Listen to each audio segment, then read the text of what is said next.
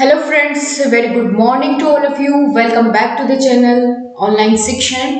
मैं हूं आपके साथ अंजलि बालियान और आप सभी का स्वागत करती हूं। तो सभी को गुड मॉर्निंग भाई। आ जाइए सभी लोग। बिल्कुल शुरुआत करने वाले हैं दोस्तों अपनी क्लास की। और मैं अभी आप सभी के कमेंट्स ही पढ़ रही थी। ठीक है, तो आपकी कुछ थोड़ा सा डाउट है मैथ्स की क्लास को लेकर के। तो सबसे पहले आप लोग एक बार कमेंट करके ये बता दीजिए मुझे कि ऑडियो वीडियो बिल्कुल क्लियर है या नहीं है। ठीक है, गुड मॉर्निंग एवरीवन। एक बार कमेंट करिए और बताइए मुझे कि आवाज बिल्कुल क्लियर है, आप सभी सुन पा रहे हैं।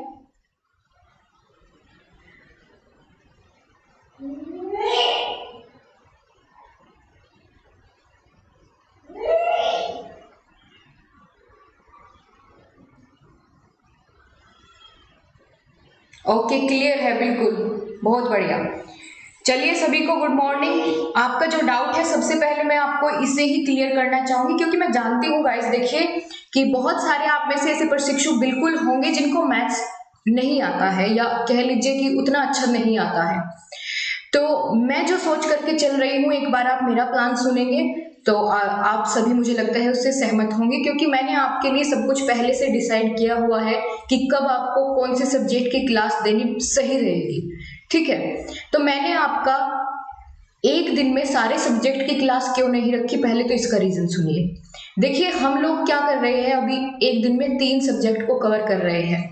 ठीक है, और एक दिन में आप अगर अलग अलग 8 सब्जेक्ट पढ़ेंगे, मुझे कोई प्रॉब्लम नहीं है ऐसे प्रोवाइड करने में, लेकिन जो मैंने स्ट्रेटेजी बनाई उसकी अगर उसके अकॉर्डिंग आप लोग चलेंगे तो आप बहुत ही अच्छा रिजल्ट ले पाएंगे। और साथ ही साथ दोस्तों आपको चीजें ओवरफ्लो नहीं होगी आपके सर से, अगर एक दिन में मैं सभी अलग अलग सब्जेक्ट्स आपको कवर करवाऊंगी। ठीक है, तो उससे क्या होगा, आप उसको मैनेज नहीं कर पाएंगे, सब कुछ मिक्सअप होगा आपके साथ। ठीक है, इसीलिए एक दिन में 3 सब्जेक्ट पढ़ाए जा रहे हैं। उसके साथ ही मैथ्स को लेकर के जो परेशान है उसकी मैं अगर बात करूं कि मैथ्स क्यों नहीं मैं अभी क्लास दे रही हूँ मैथ्स की। एक तो देखिए मैथ्स की जब क्लास शुरू होगी तो वो पेपर से पहले बंद नहीं होगी। ठीक है, जैसे मान लीजिए अभी मैं आपको आरंभिक स्तर पर भाषा सब्जेक्ट करा रही हूँ, इसका कोर्स कंप्लीट करके हम इसको एक साइड में रखेंगे कुछ टाइम के लिए। ठीक है, बाद में रिवीजन जरूर करेंगे, लेकिन कुछ टाइम के लिए इसकी जगह दूसरा सब्जेक्ट लेगा। इसको हम कोर्स कंप्लीट करते ही आरंभिक स्तर पर भाषा का इसको साइड में रखेंगे, बस रिवीजन करेंगे आप लोग खुद से। ठीक है, और फिर बाद में मैं इसकी मैराथन और रिवीजन करवाऊंगी। तो इस बीच क्या होगा, मैंने जो सोचकर चला है कि अगर मैं मैथ्स का अभी शुरू कर देती हूँ तो कोर्स कंप्लीट होने के बाद, ठीक है, तो फिर वो मैथ्स एक ऐसा सब्जेक्ट है जो रेगुलर प्रैक्टिस में चाहिएगा। उसको मैं ऐसे बीच में रोक नहीं सकती उसकी क्लासेस को कि उसका कोर्स कंप्लीट खत्म हो जाए और मैं उसकी जगह दूसरा सब्जेक्ट शुरू कर दूं, तो ऐसा नहीं हो पाएगा। ये रीजन है कि मैं शुरुआत में मैथ्स नहीं करवा रही हूँ। अब हम क्या करेंगे, आपके 2 से 3 सब्जेक्ट खत्म कर लेंगे, मुश्किल से आपके 7 दिन लगेंगे जिनमें आपके लगभग 3 सब्जेक्ट आपके कंप्लीट हो चुके होंगे बहुत अच्छे तरीके से। ठीक है, पूरा फुल 2 आपका सिलेबस 3 सब्जेक्ट का लगभग कवर हो जाएगा एक हफ्ते के अंदर अंदर। उस एक हफ्ते के तुरंत बाद आपकी मैथ्स की क्लास शुरू होगी, और जब मैथ्स की क्लास शुरू होगी तो एग्जाम से पहले वो रुकेगी नहीं। ठीक है, वो कंटिन्यू आपको मिलेगी, चाहे कोर्स कंप्लीट हो जाए उसमें आपका 3 से 4 बार रिवीजन चलता रहेगा, कंटिन्यू चलता रहेगा। इसलिए मैंने आपका मैथ्स इसीलिए बाद में रखा है कि आपके 3 से लगभग 3-4 सब्जेक्ट कंप्लीट हो जाए, आपको इनका कम से कम इन सब्जेक्ट का बर्डन फील नहीं होगा, बस आपको फोकस करना पड़ेगा मैथ्स पर केवल। तो ये मैं इस तरीके से सोचकर चल रही हूँ, और आई होप आप सभी को ये बात समझ आई होगी कि क्यों मैं अभी मैथ्स की क्लास नहीं ले रही हूँ। ठीक है, तो आप बिल्कुल टेंशन ना ले, मैथ्स और इंग्लिश की क्लास जब शुरू होगी तो वो कंटिन्यू चलेगी, प्रैक्टिस होती रहेगी, उनको हम खत्म नहीं करेंगे। ठीक है, जैसे अभी ये सब्जेक्ट चल रहे हैं, आपके जो 3 सब्जेक्ट है इनको हम क्लास कोर्स कंप्लीट करने के बाद खत्म करेंगे, इनकी जगह दूसरा सब्जेक्ट लेगा। तो ऐसे मैंने आपका सोचा है। ठीक है, आई होप आप सभी एग्री होंगे इस बात से, और अब किसी को कोई इस तरह की प्रॉब्लम नहीं होगी। ठीक है, बिल्कुल वैशाली, मैं जानती हूँ बहुत सारे ऐसे प्रशिक्षु बिल्कुल होंगे जिनको मैथ्स नहीं आता, और उनका ध्यान रखा जाएगा। आपको किसी भी बात के लिए, इतनी सी भी बात के लिए परेशान होना ही नहीं है, क्योंकि मैंने जब जिम्मेदारी ली है तो मैं उसको बखूबी निभाऊंगी। आपको इस तरह का डाउट मन में नहीं रखना है कि उसका सिलेबस हो पाएगा या नहीं हो पाएगा। अब मैंने प्रॉमिस किया है आपसे तो मैं उसे पूरा करके बिल्कुल रहूंगी, चाहे उसके लिए मुझे कुछ भी करना पड़े। और जब मैंने आपको कहा है कि बहुत ही आराम से हम कर लेंगे, तो फिर भी आप लोग परेशान हैं। ठीक है, चलिए अब हम क्लास को कंटिन्यू करते हैं। आई होप आप लोग समझ गए होंगे कि कैसे मैंने आपका ये शुरू करना के लिए सोचा है। ठीक है, हाँ, शांति शिक्षा की भी होगी क्लास आपकी। चलिए फिर क्लास कंटिन्यू करते हैं दोस्तों। हम लोग कल कहाँ थे, जल्दी से एक बार बताएंगे। कल तक हमने कितना कवर कर लिया था कल की क्लास में? बिल्कुल आप लोग नहीं इस तरीके से बोलेंगे कौन सी क्लास कब चलानी है, मैं अपने आप सब कुछ सेट है कब कौन सी क्लास देनी है। ठीक है,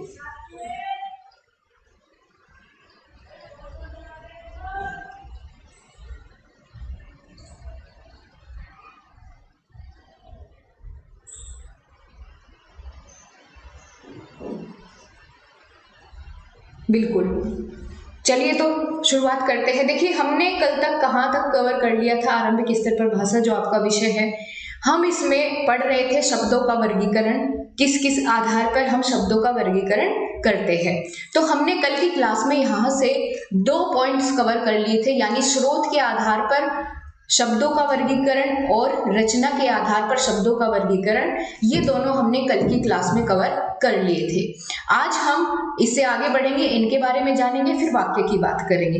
अब एक बार मैं आपको रिवीजन कराती हूँ कि कल हमने क्या क्या सीखा था शब्दों के बारे में, क्योंकि यहीं से हम फिर क्या करेंगे, कंटिन्यू करेंगे इसको। सबसे पहले दोस्तों मैंने आपको बताया शब्द किसे कहते हैं। आप फटाफट से लिखिए कमेंट बॉक्स में आपने शब्द आप क्या परिभाषा देंगे। अगर आपसे शब्द की परिभाषा पूछी जाए कि शब्द किसे कहते हैं, ठीक है, तो आप क्या लिखेंगे जल्दी से मुझे बताइए। तो मैंने सबसे पहले आपको बताया दोस्तों शब्द किसे कहते हैं। ठीक है, क्या होता है शब्द का अर्थ। तो दोस्तों जो 2 या 2 से अधिक वर्णों के सार्थक मेल से बने हों उन्हें हम क्या कहेंगे, शब्द कहेंगे। 2 या 2 से अधिक वर्णों के, ठीक है, वर्णों के सार्थक मेल को क्या कहते हैं, शब्द कहते हैं। ठीक है, यानी सार्थक मेल होना चाहिए। सार्थक से मतलब है उसका कोई सटीक अर्थ निकलना चाहिए, है ना, उसे हम क्या कहेंगे, शब्द कहेंगे। अब इसके एग्जाम्पल भी आप देंगे साथ साथ, पेपर में पूछा जाता है तो आप एग्जाम्पल जरूर देंगे। एग्जाम्पल कैसे कैसे, इसकी क्या एग्जाम्पल हो सकते हैं, आप कुछ भी लिख सकते हैं, शब्द तो कोई भी हो सकता है, जैसे जो भी हम आम बोलचाल की भाषा में लेते हैं, राम होगा, श्याम होगा, कुछ भी, ठीक है, शिवानी हो गया, आप सभी के नाम कुछ भी आप यहाँ लिख सकते हैं, एटसेट्रा। ये सभी क्या कहलाएंगे, शब्द कहलाएंगे। इसी के साथ दोस्तों अगर आपसे एक और चीज यहाँ पर पूछ ली जाए कि ध्वनि समूह का क्या अर्थ होता है, ठीक है, या कोई शब्द है इसको ध्वनि समूह में तोड़िए या इसको ध्वनियों में तोड़िए, तो आप कैसे लिखेंगे, इसको भी आप साथ साथ सीखते हुए चले। बाय चांस अगर यहाँ से क्वेश्चन बनता है तो आप कर पाएंगे।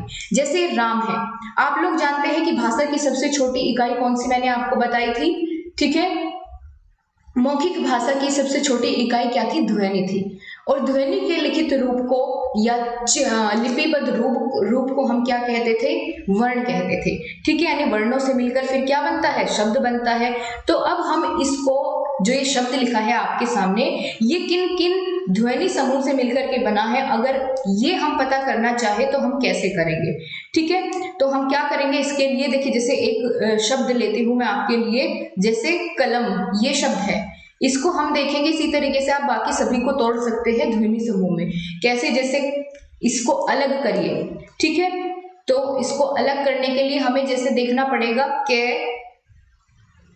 ए, इससे मिलकर बना। जब हमने का को अलग अलग किया तो अगर का के नीचे हलंत लगा हो, यानी ये क्या हो जाता है, अपने आप में अधूरा है। ठीक है, ये व्यंजन कैसा है, अधूरा है, बिना स्वर के। तो स्वर की सहायता से व्यंजन को बोला जाता है, तो हमने यहाँ स्वर अलग कर दिया और व्यंजन अलग कर दिया है।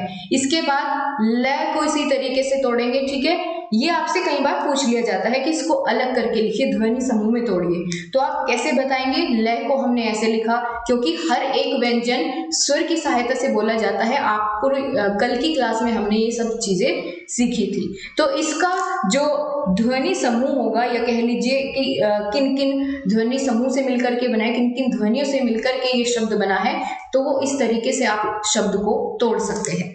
ठीक है, क्लियर है आपको? इसके नोट्स आपको टेलीग्राम ग्रुप में मिलेंगे, जो कि आपको पिछली क्लासेस के प्रोवाइड कर भी दिए गए हैं साथ साथ। आगे हम बात करेंगे दोस्तों, ये हमने जान लिया शब्द के बारे में, ये क्या था जिसकी हमने बात की, इसको आप कहीं चाहे तो नोट कर लीजिएगा। ठीक है, ये क्या था, ध्वनि समूह में हमने इसको विभाजित किया, तोड़ के बताया आपको। ठीक है, अब इसके बाद दोस्तों मैंने आपको बताया था कि शब्द दो प्रकार के होते हैं। शब्द कितने प्रकार के होते हैं? दो प्रकार के होते हैं। कौन से? एक तो सार्थक, यानी जिनका कोई अर्थ निकलता हो, और दूसरे कौन से थे? निरर्थक। दूसरे शब्द कौन से थे? निरर्थक, यानी जिनका कोई भी अर्थ नहीं निकलता, वे कैसे होते हैं? निरर्थक होते हैं। और सार्थक शब्द कौन से थे? जिनका अपने आप में एक संपूर्ण अर्थ हो, वे सभी कैसे शब्द होते हैं? सार्थक शब्द होते हैं। अब जल्दी से उदाहरण बताइए कि सार्थक और निरर्थक शब्द कौन कौन से हैं, इनके एक एक उदाहरण मुझे आप दीजिएगा, सार्थक शब्द का और निरर्थक शब्द का। कल ही की क्लास में हमने डिस्कस किया था बहुत अच्छे से। बिल्कुल, आप सभी एग्जाम्पल बताएंगे मुझे। तो सार्थक शब्द कौन से होंगे? जिनका अपने आप में कोई अर्थ निकलता है। ठीक है, और निरर्थक जिनका कोई अर्थ नहीं होता। तो ऐसे में आप क्या एग्जाम्पल बताएंगे? ठीक है जैसे मैंने आपको कल ही एक एग्जाम्पल दिया था, अता पता। ठीक है, तो आप जानते हैं अता का कोई मतलब नहीं होता है, और पता अपने आप में एड्रेस। ठीक है, किसी जगह का एड्रेस बताना, वो अपने आप में कैसा शब्द था? पता। पानी वानी, बहुत अच्छे। कहाँ गया आपका नाम? सॉरी, मिस हो गया। ठीक है, तो आपने बहुत अच्छा एग्जाम्पल दिया था, जैसे चाय वाय। तो चाय कैसा शब्द है? सार्थक शब्द है। और वाय कैसा शब्द है? निरर्थक शब्द है। ठीक है, तो ये इस तरीके से आप इनके एग्जाम्पल बहुत आसानी से लिख पाएंगे। आपको पता चल गया कि शब्द दो प्रकार के होते हैं, पहला सार्थक और फिर निरर्थक। अब इसके बाद हमने जो इनका विभाजन किया था, वो कैसे किया था कि सार्थक शब्द भी, जो ये सार्थक शब्द होते हैं, इनको हम चार आधार पर हम इनको विभाजित कर सकते हैं, या इन शब्दों का जो सार्थक शब्द होते हैं, इनका वर्गीकरण हम चार आधार पर कर सकते हैं। कौन कौन से? तो इस टेबल में हमने वो सीखा था। ठीक है, शब्दों का वर्गीकरण हम इन चार के आधार पर कर सकते हैं। पहला, स्रोत के आधार पर हम वर्गीकरण कर सकते हैं। दूसरा, उनकी रचना के आधार पर हम वर्गीकरण कर सकते हैं। तीसरा, उनके अर्थ के आधार पर हम शब्दों का वर्गीकरण कर सकते हैं। और चौथा क्या था? उनके प्रयोग के आधार पर हम शब्दों का वर्गीकरण कर सकते हैं। सबसे पहले जब हमने बात की थी स्रोत के आधार पर, कितने भेद होते हैं शब्द के, जब हम शब्दों को स्रोत के आधार पर विभाजित करते हैं तो कितने भेद होते हैं? जल्दी से बताइए। स्रोत या उत्पत्ति कह दे तो भी बात एक ही है। ठीक है, स्रोत या उत्पत्ति के आधार पर शब्दों के दोस्तों 5 भेद होते हैं। 5 भेद कौन कौन से, किन किन के बारे में हमने बात की थी? पहला क्या था? तत्सम शब्द। ठीक है, याद आ रही है कल की क्लास? पहला कौन सा था? तत्सम शब्द। दूसरे कौन से था इसका भेद? तद्भव शब्द। ठीक है, तत्सम के साथ साथ क्या आएगा? तद्भव भी आएगा। आप मुझे बताते हुए चले तत्सम शब्द कौन से थे और तद्भव शब्द कौन से थे।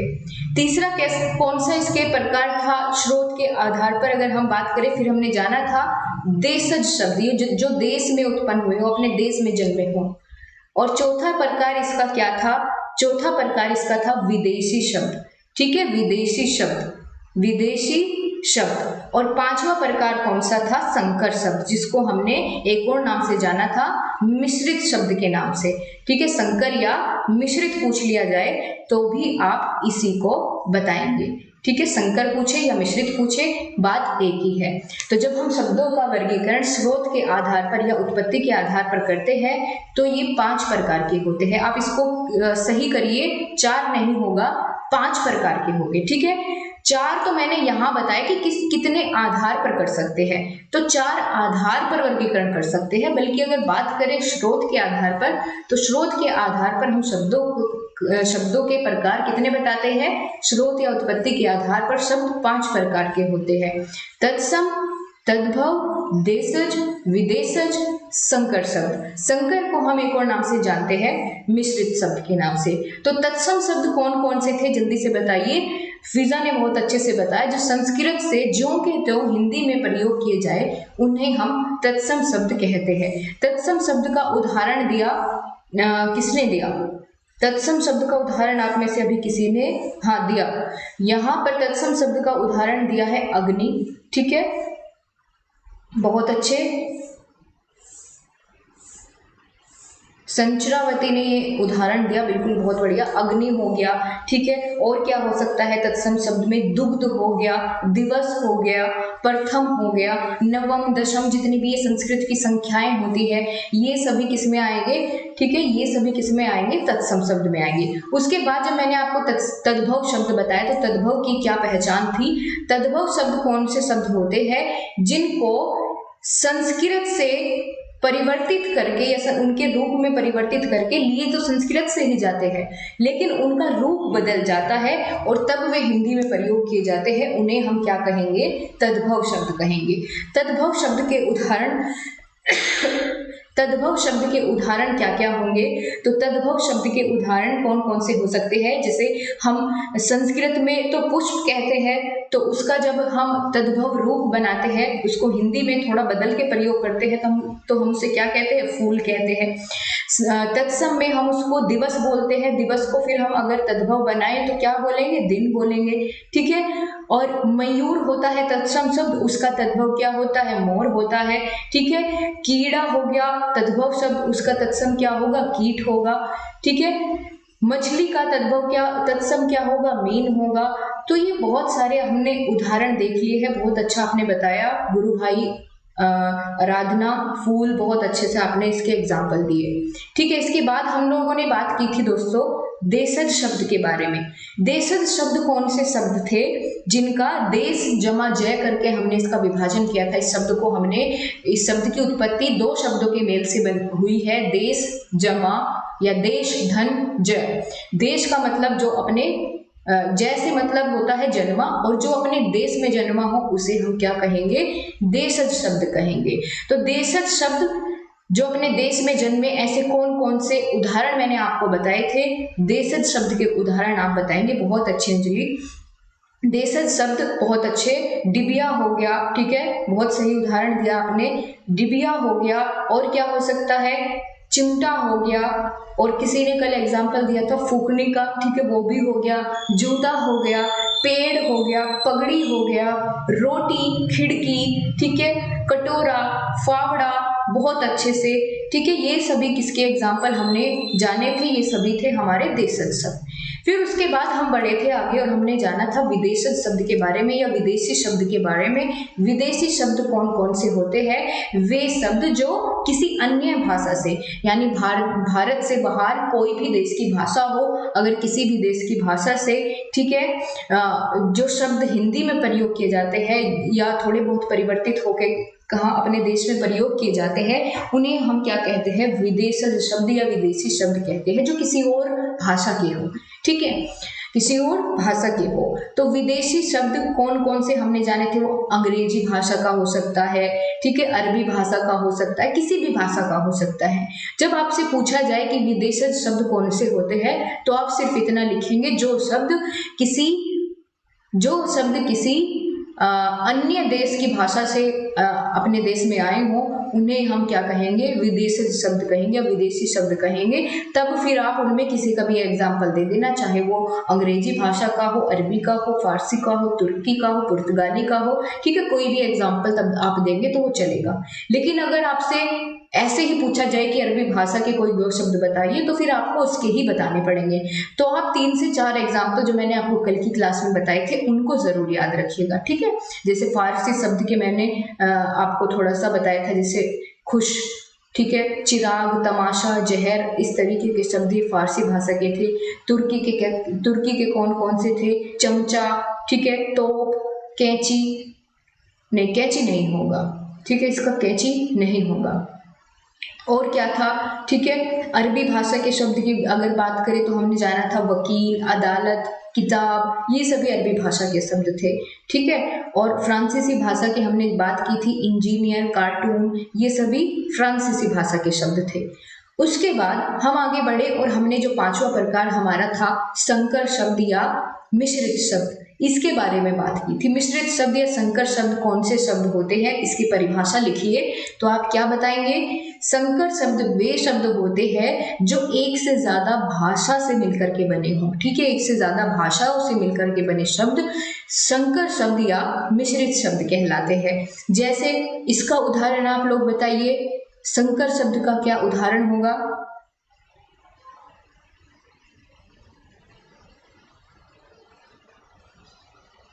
बहुत अच्छे विनीता, बिल्कुल सही।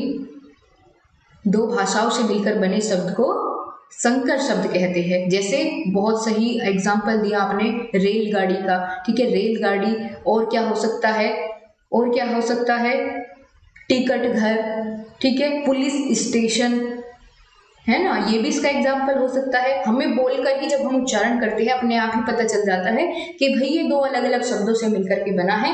वो सभी उदाहरण, पानदान, बिल्कुल सही प्रिंस ने बताया।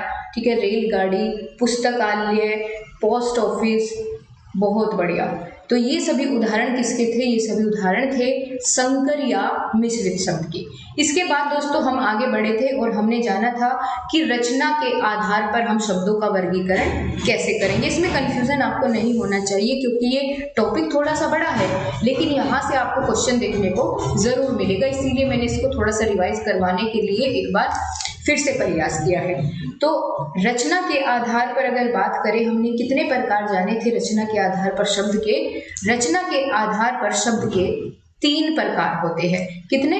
3 प्रकार होते हैं रचना के आधार पर शब्द के। तो कौन कौन से प्रकार मैंने आपको तब बताए थे, जल्दी से बताइए। 3 कौन कौन से प्रकार थे? पहला क्या था? रूढ़ शब्द। ठीक है, पहला क्या था आपका? रूढ़ शब्द। उसके बाद दूसरा प्रकार इसका क्या था? रचना के आधार पर अगर बात की जाए तो रचना के आधार पर दूसरा क्या था? रूढ़ के बाद यौगिक के बारे में हमने बात की थी। ठीक है, यौगिक शब्द। और फिर उसके बाद हमने जाना था तीसरा योग रूढ़ शब्द। ठीक है, क्या था? योग रूढ़ शब्द, योग रूढ़ शब्द। तो इन तीनों की परिभाषा बताइए फटाफट से। रूढ़ शब्द कौन से शब्द होते हैं?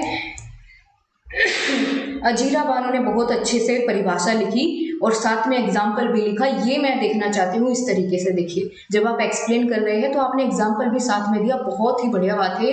तो जिनका खंड करने पर कोई अर्थ न निकले उन्हें रूढ़ शब्द कहते हैं। बहुत सटीक शब्दों में बहुत सही परिभाषा लिखी, एग्जाम्पल भी साथ में दिया, जैसे सेना, ठीक है, घोड़ा, जल, पानी। इस तरीके से जो भी ये शब्द होते हैं जिनका खंड करने पर, विभाजन करने पर कोई अर्थ ना निकले, उनको तोड़ने पर कोई अर्थ ना निकले, वो सभी कैसे शब्द थे?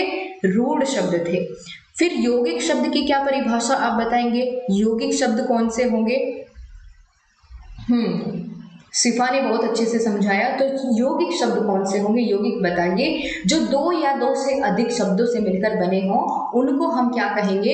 यौगिक शब्द कहेंगे। ठीक है, जो 2 या 2 से अधिक शब्दों से मिलकर बने शब्द होते हैं उनको हम क्या कहते हैं? यौगिक शब्द कहते हैं। ठीक है, तो यौगिक शब्द के उदाहरण आप लोग बताएंगे। जैसे क्या हो सकता है इसका उदाहरण? जैसे मैंने आपको कल बताया होगा राजकुमार। ठीक है, राज और कुमार, तो 2 शब्दों के मेल से बना। इसके साथ ही और क्या इसका उदाहरण हो सकता है? योग रूढ़। योग रूढ़ के बारे में नहीं, यौगिक के का उदाहरण अभी आपको बताना है। 2 या 2 से अधिक सार्थक शब्दों के मेल से बना हो। रितु ने बहुत अच्छे से इसको एक्सप्लेन किया।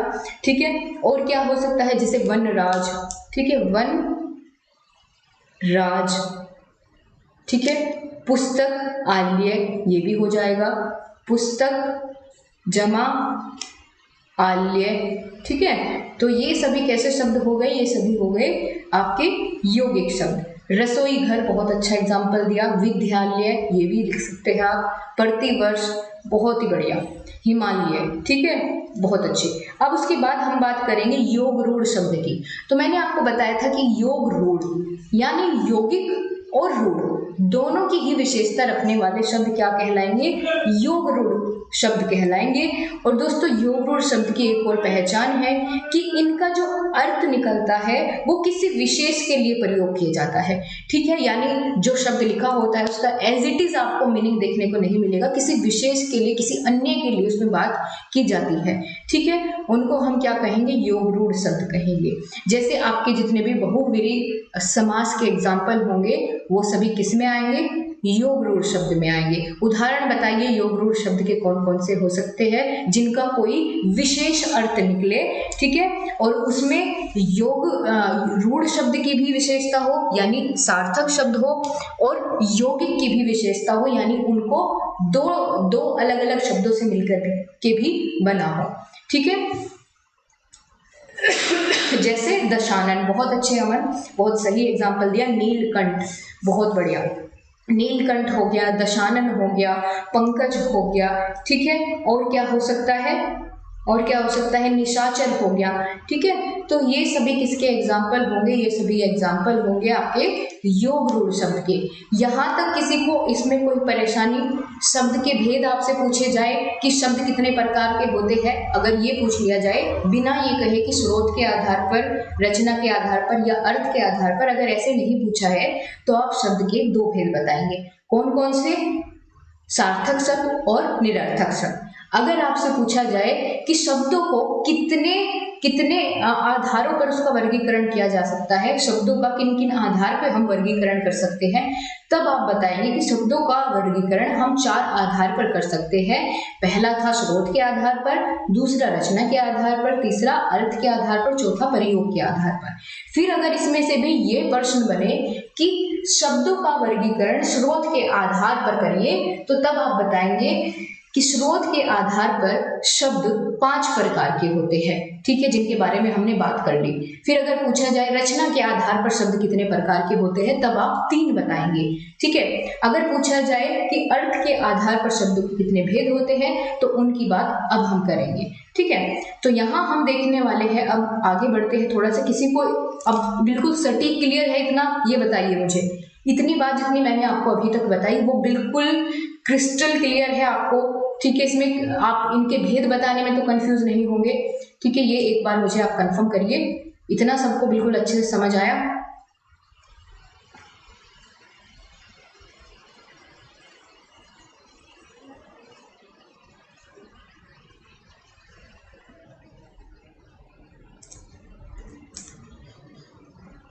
बहुत बढ़िया जी, क्लियर है, बहुत बढ़िया।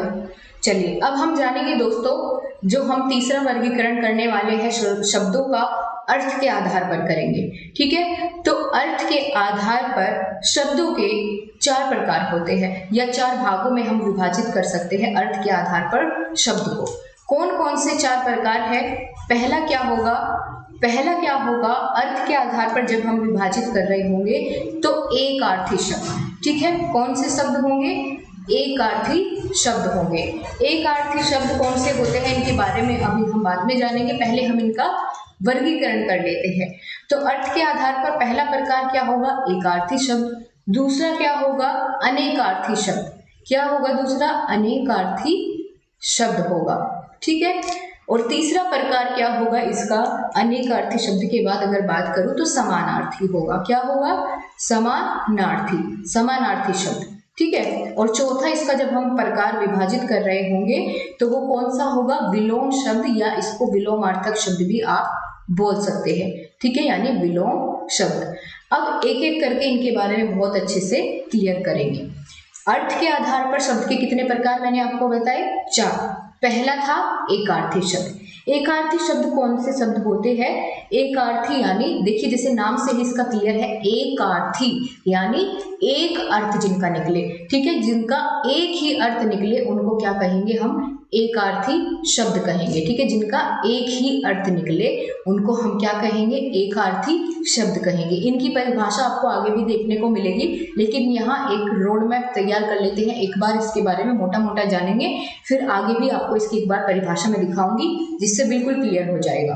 ठीक है, जिसका एक अर्थ निकले, एक अर्थ हो, उन्हें हम एकार्थी शब्द कहेंगे। इसके उदाहरण में आप कैसे लिख पाएंगे? उदाहरण भी तो आपको साथ साथ बताना होता है, बिना कहे बता दीजिएगा उदाहरण। तो एकार्थी शब्द कौन कौन से शब्द होंगे? जैसे कुछ भी आप ले लीजिए जिसका एक अर्थ निकले, ठीक है।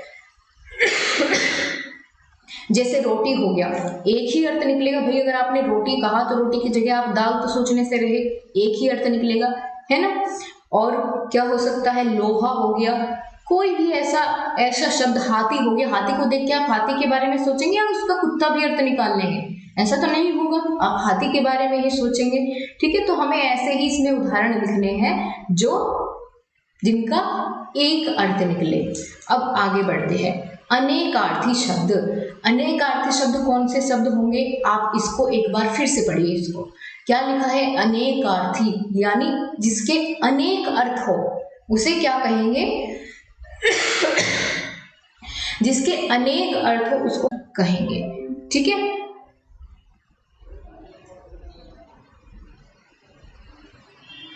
बहुत बढ़िया। अनेकार्थी शब्द के उदाहरण आप बताएंगे जिसके अनेक अर्थ निकलते हो, ठीक है। अनेकार्थी शब्द कौन कौन से हो सकते हैं?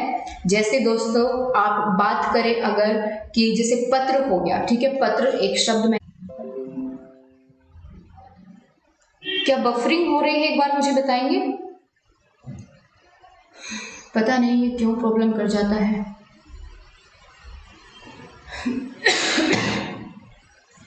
बिल्कुल, कनक बताया, रजनी ने बहुत अच्छा एग्जाम्पल दिया, कनक, ठीक है। कनक इसका उदाहरण है। और क्या हो सकता है? ठीक है, जिसका अनेक अर्थ हो ऐसा आपको बताना है। सोना हो सकता है, सोना कोई एक धातु भी है, और जब आप सोते हैं एक आपकी वो मुद्रा होती है, ठीक है, विश्राम वाली, वो भी सोना ही होती है, ठीक है। हाँ, तो ये सभी शब्द कैसे होंगे दोस्तों? ये सभी शब्द कैसे होंगे? अनेकार्थक शब्द होंगे। इनको हम क्या कहते हैं? एक और नाम से भी जानते हैं, जिसका क्या नाम होता है? पर्यायवाची, ठीक है। पर्यायवाची भी हम इनको ही कहते हैं। किसको? अनेकार्थी शब्द को। तो अगर आपसे पर्यायवाची पूछा जाए या अनेकार्थी पूछा जाए, आपको एक ही परिभाषा दोनों में लिखनी है और उदाहरण भी वही बताने हैं। इतना क्लियर हो गया।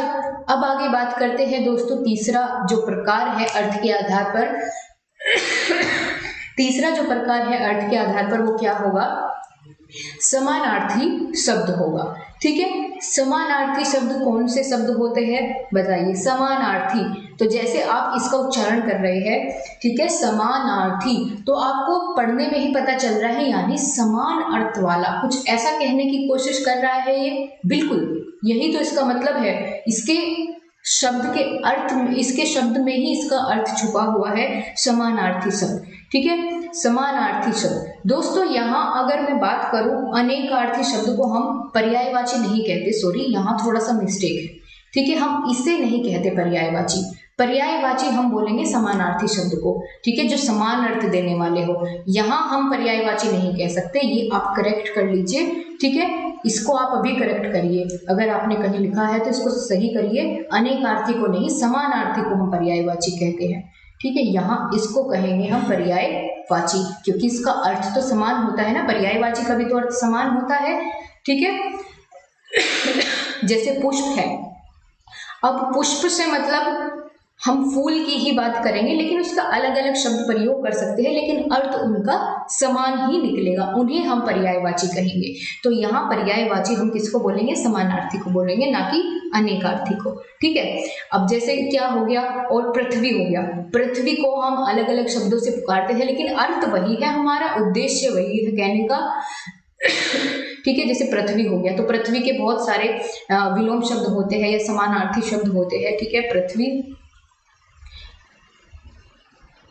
पृथ्वी हो गया, जैसे धरा हो गया, ठीक है, धरती, वसुधा, वसुंधरा, इस तरीके से ये सभी क्या हो गए?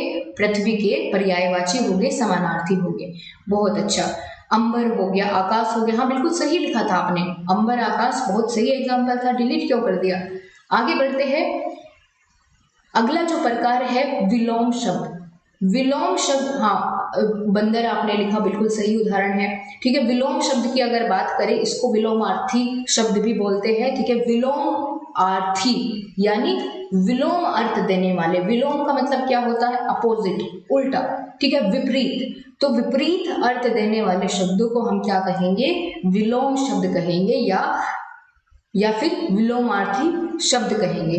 ठीक है, बिल्कुल ये अपोजिट मीनिंग देते हैं। जैसे क्या हो सकता है? जैसे मान ली हमने लिखा रात, तो रात का विलोम शब्द क्या होगा? इसका अपोजिट क्या होगा? रात का अपोजिट क्या हो जाएगा? दिन हो जाएगा। और इसका एक और उदाहरण बताइए, जैसे राजा हमने बोला राजा, तो राजा का अपोजिट क्या होगा? रंक हो जाएगा। ठीक है, और शत्रु अगर हमने बोला कि भाई शत्रु एक शब्द है, इसका विलोम शब्द बताइए, तो इसका उल्टा आप बताएंगे। शत्रु का क्या हो जाएगा? मित्र हो जाएगा। एक सेकेंड में पानी पी लेती हूँ।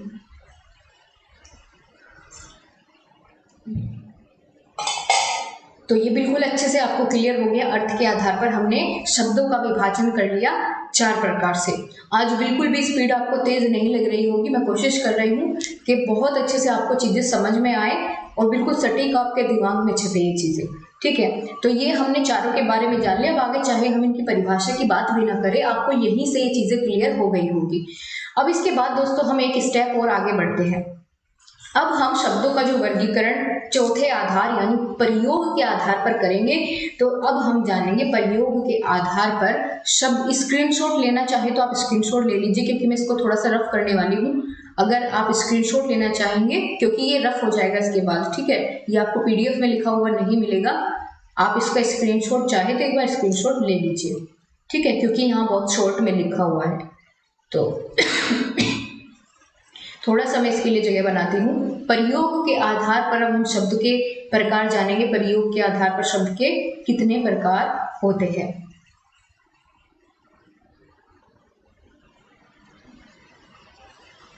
दोस्तों, प्रयोग के आधार पर शब्द 2 प्रकार के होते हैं।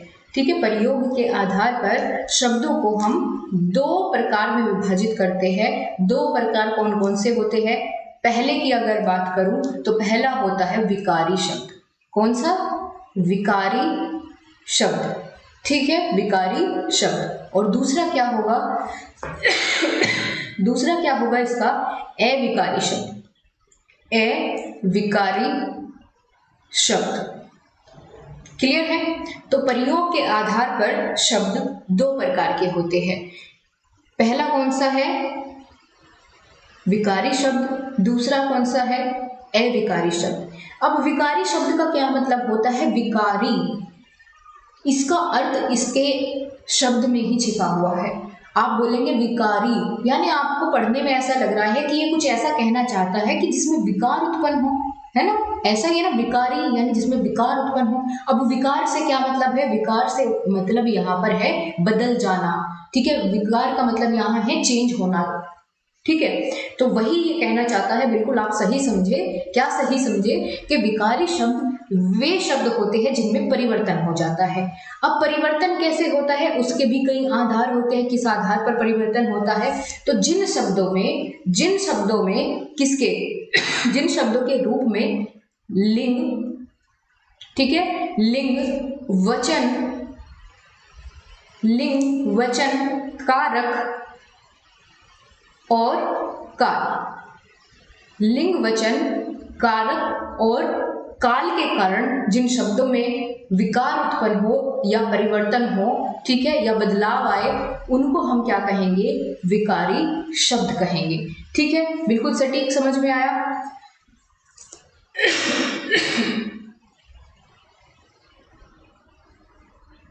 तो प्रयोग के आधार पर शब्द के कितने प्रकार होंगे? 2 प्रकार होंगे, विकारी शब्द और अविकारी शब्द। ठीक है, बुक में आपकी जो भी दिया गया है उससे कोई आपको परेशान होने की जरूरत नहीं है। जो आपके सिलेबस में है मैं आपको उसके अनुसार पढ़ाऊंगी। ठीक है, क्योंकि यहाँ बहुत सारी इस तरीके से आप कह सकते हैं कि धारणाएं सबकी अलग अलग है। किसी ने कितने आधार पर उसको बांटा है, किसी ने कितने आधार पर। तो जो यहाँ आप देख रहे हैं वही आप लिखेंगे।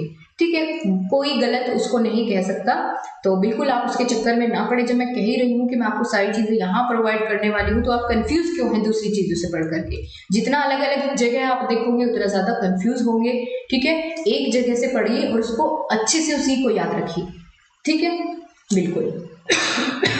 तो हम बात कर रहे हैं विकारी शब्द कौन से शब्द है जिनमें लिंग वचन कारक काल के आधार पर क्या हो जाए, परिवर्तन हो जाए, विकार उत्पन्न हो जाए, उन्हीं को हम क्या कहेंगे, विकारी शब्द कहेंगे। ठीक है, अब इसी के साथ हम ये भी जानेंगे अविकारी शब्द कौन से होते हैं। तो जैसे ए शुरू में लग गया यानी इसका अपोजिट अर्थ किसका हो जाएगा, अविकारी का, यानी जिसमें विकार उत्पन्न ना हो। किसके आधार पर विकार उत्पन्न ना हो, लिंग वचन कारक काल के आधार पर। तो इसकी परिभाषा क्या बनेगी, वे शब्द जिनमें लिंग वचन कारक काल के आधार पर कोई भी परिवर्तन ना हो उन्हें हम क्या कहेंगे, अविकारी शब्द कहेंगे। ठीक है, क्लियर है, उन्हें हम लोग क्या कहेंगे, अविकारी शब्द कहेंगे। अब इसका उदाहरण देखेंगे। अविकारी शब्द का उदाहरण हम देखेंगे। थोड़ा सा यहाँ से आगे बढ़ते हैं और यहाँ आते हैं। यहाँ हम लोग इसके उदाहरण के बारे में जानेंगे। मैंने अभी आपको क्या बताया, सबसे पहले विकारी शब्द के बारे में बताया। ठीक है, विकारी शब्द, विकारी शब्द कौन से शब्द होंगे जिनमें लिंग वचन कारक या काल के आधार पर, ठीक है, काल के आधार पर परिवर्तन हो जाए या विकार उत्पन्न हो, विकार हो जाए, उन्हें हम क्या कहेंगे, विकारी शब्द कहेंगे। ठीक है, विकारी शब्द कौन से होंगे जिनमें लिंग वचन कारक काल के आधार पर परिवर्तन हो, उन्हें हम क्या कहेंगे, विकारी शब्द कहेंगे। अब इसका उदाहरण हम जानेंगे। पहले तो आप ये समझिए कि विकारी शब्द वे है कौन से शब्द जिनमें लिंग और वचन और कारक काल के आधार पर परिवर्तन हो जाता है कौन से वे शब्द। ठीक है, विकारी शब्द कौन कौन से होंगे, संज्ञा होगी क्योंकि संज्ञा में परिवर्तन हो जाता है लिंग के कारण, वचन के कारण, कारक के कारण, काल के कारण, और सर्वनाम। ठीक है, सर्वनाम, संज्ञा, सर्वनाम, विशेषण, विशेषण और इसी के साथ क्रिया। तो ये सभी कैसे शब्द है, ये सभी कैसे शब्द है, विकारी शब्द है, यानी जिनमें विकार उत्पन्न हो जाता है। किसके आधार पर, तो लिंग वचन कारक काल के आधार पर जिनमें विकार उत्पन्न हो जाता है वे क्या कहलाएंगे, विकारी शब्द कहलाएंगे। अब इसका एग्जाम्पल देखेंगे तो आपको पूरा बहुत अच्छे से क्लियर हो जाएगा। इसका एग्जाम्पल क्या है, जैसे हम बात कर रहे हैं अभी विकारी शब्द की। ठीक है, तो हम इसके लिखेंगे एग्जाम्पल, जैसे छोटे बच्चे, छोटे बच्चे खेल रहे हैं, खेल रहे हैं। ठीक है, तो यहाँ अगर हमने सबसे पहली और जरूरी बात कि अगर हमने यहाँ छोटे क्या है, इस वाक्य में विशेषण है। ठीक है, विशेषता बताता है कि बच्चे कैसे हैं, छोटे हैं। तो हमने क्या कहा, विशेषण कैसा शब्द है, विकारी शब्द है। तो यानी यहाँ परिवर्तन होना चाहिए। ठीक है, विकारी शब्द में ही तो परिवर्तन आएगा। तो अगर हम यहाँ लिखे छोटा बच्चा खेल रहा है, खेल रहा है। ठीक है, अभी एक बार ये मान करके चलिए कि यहाँ हमने इसमें परिवर्तन नहीं किया। ठीक है, हमें इसी में ही बदलाव करना है, किसके आधार पर, लिंग वचन और कारक काल के आधार पर। तो बच्चे क्या है इसमें बच्चे क्या है, वचन है। ठीक है, यानी एक से ज्यादा बच्चे हैं, है ना, ये वचन को दर्शाएगा यहाँ। अगर हमने इसको बहुवचन को एक वचन में परिवर्तन कर दिया तो यहाँ क्या हम फिर भी छोटे बच्चा लिख पाएंगे, नहीं लिख पाएंगे, यानी यहाँ परिवर्तन हो जाता है आपका। ठीक है, तो यहाँ हमें उसके साथ क्या लिखना पड़ेगा, छोटा लिखना पड़ेगा, यानी इसके आधार पर, यहाँ इसके आधार पर परिवर्तन हो जाता है, किसमें, संज्ञा में, सर्वनाम में, विशेषण में और क्रिया में। यहाँ आपने देखा रहे हैं, ठीक है। यहाँ ये कौन सी फॉर्म में लिखा हुआ है, ये बहुवचन में लिखा है, खेल रहे हैं। तो जब हमने यहाँ छोटा बच्चा लिखा तो इसके साथ हमें रहा है का प्रयोग करना पड़ेगा, यानी एक वचन में इसको भी बदलना पड़ेगा, इसमें बदलाव आएगा। तो यहाँ क्या हो जाएगा, ये पूरा का पूरा सेंटेंस ऐसे बदल जाएगा, संज्ञा सर्वनाम विशेषण और क्रिया जो है वो बदल जाएगी लिंग वचन कारक काल में बदलाव होने के कारण। ठीक है, यहाँ छोटा क्या है, एक वचन है, लेकिन छोटे कैसा है, बहुवचन है, तो बदलाव हुआ। ठीक है, लिंग वचन कारक काल के आधार पर। बहुत बढ़िया। अब इसके बाद हम यहीं पर थोड़ा सा अविकारी शब्द के बारे में जानेंगे, इसको बिना रफ किए, ताकि दोनों में थोड़ा सा अंतर भी आपको यहाँ समझ में आ जाए। ठीक है, अब हम बात करेंगे अविकारी शब्द के बारे में। अविकारी कौन से शब्द थे, जिनमें विकार उत्पन्न ना हो। विकार उत्पन्न ना हो, ना लिंग के आधार पर, ना वचन के आधार पर, ना कारक के आधार पर, ना काल के आधार पर। तो अविकारी शब्द कौन कौन से होते हैं, पहले तो आप ये समझ लीजिए। ठीक है, जैसे हमने विकारी शब्द जाना था, संज्ञा सर्वनाम विशेषण क्रिया होते हैं। अविकारी शब्द कौन से होंगे, तो ये क्रिया विशेषण आएगा इसमें आपका, क्रिया विशेषण, जो क्रिया की विशेषता बताते हो।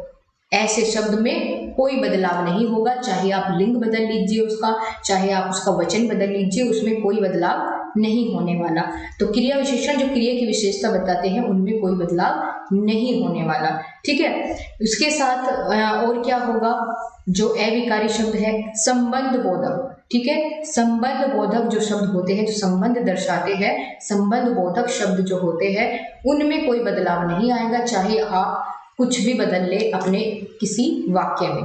ठीक है, हाँ, बहुत अच्छे आपने बताया कि जैसे क्रिया विशेषण का आप यहाँ अविकारी शब्दों में उदाहरण दे रहे हैं, आगे पीछे ऊपर नीचे। ठीक है, इस तरीके से उनमें कोई बदलाव नहीं होगा, चाहे उनके साथ आप कोई लिंग बदले, पहले लड़के की बात कर रहे थे फिर लड़की के, तो ये आगे पीछे ऊपर नीचे इस तरह के जो शब्द है, इनमें कोई बदलाव नहीं आने वाला। ठीक है, तेज और धीमे, इनमें कोई परिवर्तन नहीं आएगा।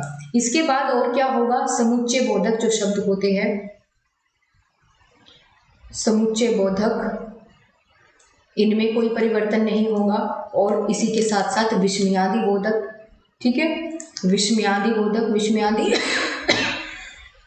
विस्मयादि बोधक आपको चिन्ह भी पढ़ना है आगे, जब हम चिन्ह पढ़ेंगे ना, ठीक है, सभी चिन्ह के बारे में पढ़ेंगे, तो वहां भी हम इसके बारे में बात करेंगे विस्मयादि बोधक की। और जब हम वाक्य के बारे में जानेंगे, तब भी हम विस्मयादि बोधक के बारे में बात करेंगे, यानी जिसमें आश्चर्य उत्पन्न हो, आश्चर्य भरे शब्द हो, जैसे वाह क्या बात कही। ठीक है, तो ये वाह चाहे आप किसी लड़की के लिए यूज कर रहे हो, किसी लड़की की बातों में कि वाह तुम कितनी सुंदर लग रही हो, ठीक है, और किसी लड़के को कहना है वाह तुम कितने सुंदर लग रहे हो, तो यानी क्या इसमें कुछ परिवर्तन हुआ, हमने लिंग बदल लिया।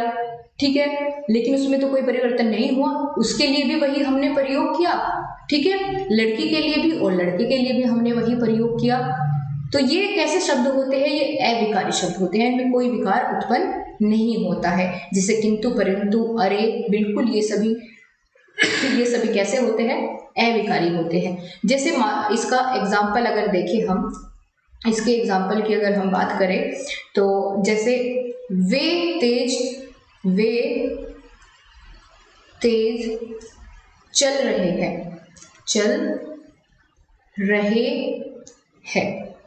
ठीक है, और इसके बाद हमने वे के जगह यहाँ पर बदल के क्या कर दिया, वे के जगह हमने लिखा यहाँ पर युवती लिख दिया। ठीक है, युवती तेज चल रही है, तेज चल रही है।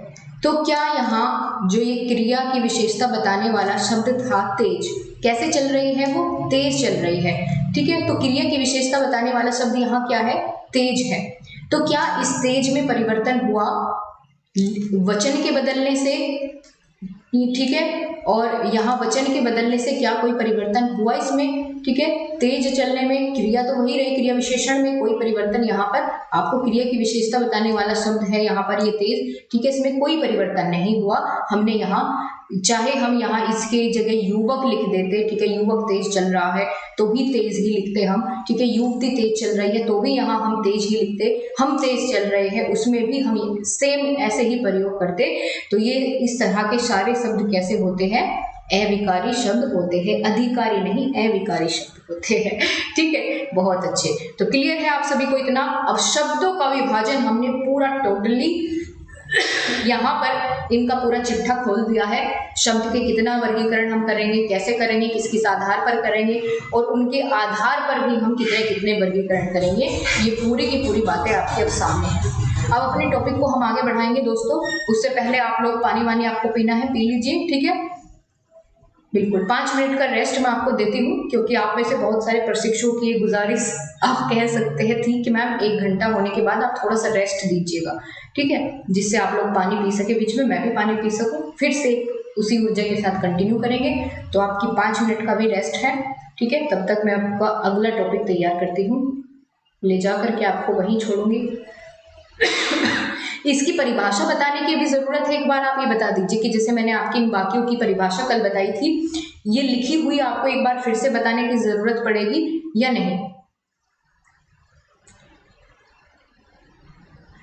फिजा कह रही है फास्ट फास्ट एक बार और बता दीजिए। चलिए ठीक है, एक बार और सुनिए फटाफट से पूरी स्पीड के साथ, और आप लोग साथ साथ में आंसर करेंगे इस बार। ठीक है, इस बार आप लोग साथ साथ में आंसर करेंगे, पूरा फास्ट फास्ट एक बार देखते हैं।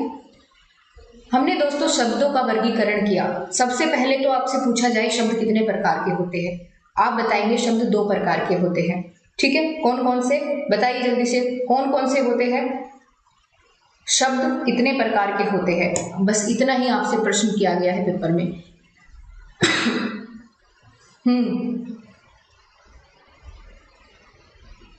बहुत बढ़िया, 2 प्रकार के। कौन कौन से आप लोग बताएंगे? अब फिर अगर गलती करते हैं तो तब फिर मैं आपके कमेंट देख करके उसका सही बताऊंगी। ठीक है, विकारी शब्द क्या क्या बता रहे हैं आप? एकार्थी नहीं नहीं, ये कहाँ अभी आप? सार्थक और निरर्थक, बहुत सही आपने बताया, सार्थक और निरर्थक शब्द। शुरुआत में हमने यहाँ ऐसे डिवाइड किया था। मैंने आपसे प्रयोग के आधार पर बिल्कुल नहीं पूछा है, मैंने आपसे सिर्फ इतना पूछा है कि शब्द कितने प्रकार के होते हैं। तो शब्द 2 ही हो गए, एक तो वे जिनका कोई अर्थ निकले और दूसरे जिनका कोई भी अर्थ ना निकले। उसके बाद आपसे क्वेश्चन पूछा गया कि शब्दों का वर्गीकरण हम कितने आधार पर कर सकते हैं। शब्दों का वर्गीकरण हम कितने आधार पर कर सकते हैं? आंसर करिए, क्या लिखेंगे आप?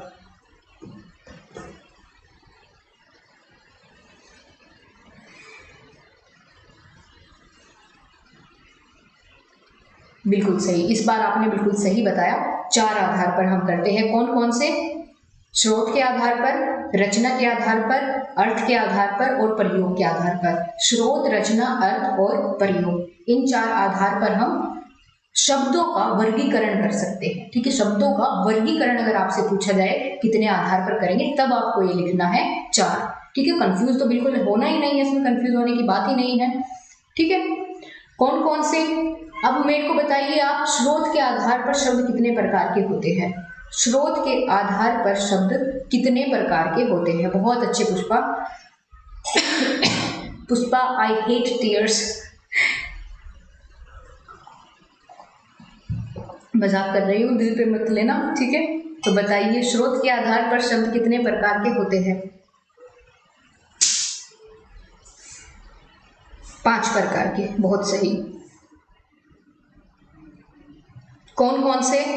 तत्सम, तद्भव, देशज, विदेशज और संकर शब्द।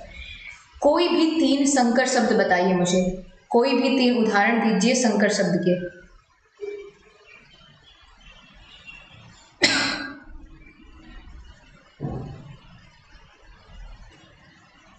बहुत बढ़िया अमन, वैशाली। संकर शब्द के उदाहरण 3 बताइए मुझे, क्या लिखेंगे आप? आपसे पूछा गया है कि आपके एग्जाम में कि 3 संकर शब्दों के उदाहरण बताइए, कौन कौन से होंगे?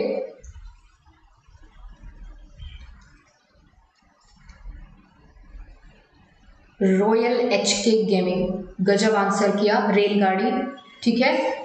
पानदान, सीलबंद, बहुत बढ़िया, गजब। इसके बाद आप मुझे बताएंगे कोई भी 3 तद्भव शब्द और उनके साथ साथ आपको तत्सम भी बताना है, यानी उसी शब्द का आपको तत्सम भी बताना है। 3 उदाहरण दीजिए, तत्सम तद्भव दोनों बताएंगे आप उन तीनों शब्दों के।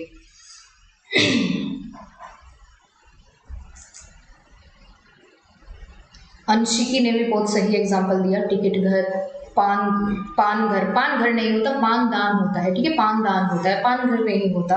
रेलगाड़ी बिल्कुल सही है। पुस्तकालय बिल्कुल सही। अब तत्सम तद्भव एक साथ आपको बताना है कि ये तत्सम है और इसका तद्भव ये होगा, तीनों एक साथ। बिल्कुल, एक उदाहरण तो आप दे चुके हैं, अग्नि, ठीक है, अग्नि कैसा है, तत्सम है, उसका क्या हो जाएगा, आग हो जाएगा, ठीक है। पुष्प का फूल हो जाएगा, बिल्कुल। और क्या होगा, और बताइए।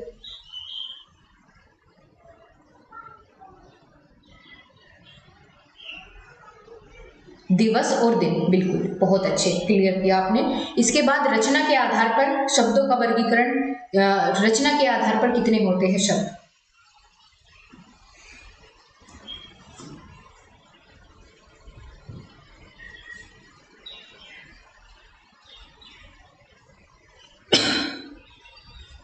रचना के आधार पर शब्द कितने प्रकार के होते हैं? अगर देखा जाए अपने आप में बहुत बड़ा टॉपिक है, लेकिन हमने बहुत अच्छे से कवर कर लिया है। मुझे अब समझ आ रहा है आप सभी लगातार बिल्कुल सटीक आंसर कर रहे हैं बिना किसी कंफ्यूजन के। 3, बहुत सही, 3 होंगे, ठीक है, रचना के आधार पर 3 होंगे। यौगिक और योग रूढ़ में अंतर बताइए मुझे, यौगिक और योग रूढ़ में क्या अंतर होगा?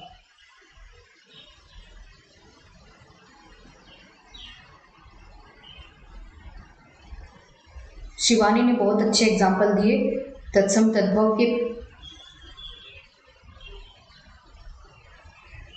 यौगिक और योग रूढ़ में अंतर बताइए। श्रेया बिल्कुल बहुत अच्छे। पद का पैर होगा, अश्रु का आंसू होगा, ठीक है, हस्त का हाथ होगा, बहुत अच्छा।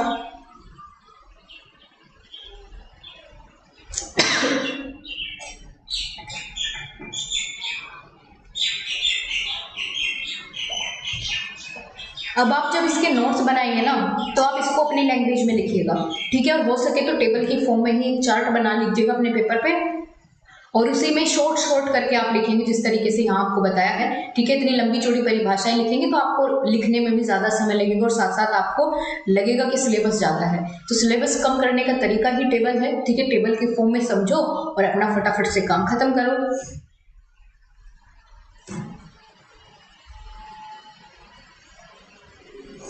अंजलि कह रही है मैम वीडियो रुक रही है, क्या किसी और के साथ भी परेशानी है, एक बार मुझे बताएंगे आप सभी।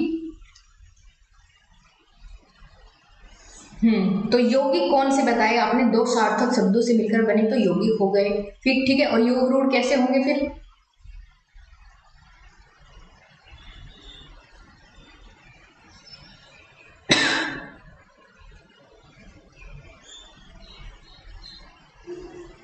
योग रूढ़ शब्द नहीं बताया आप में से किसी ने?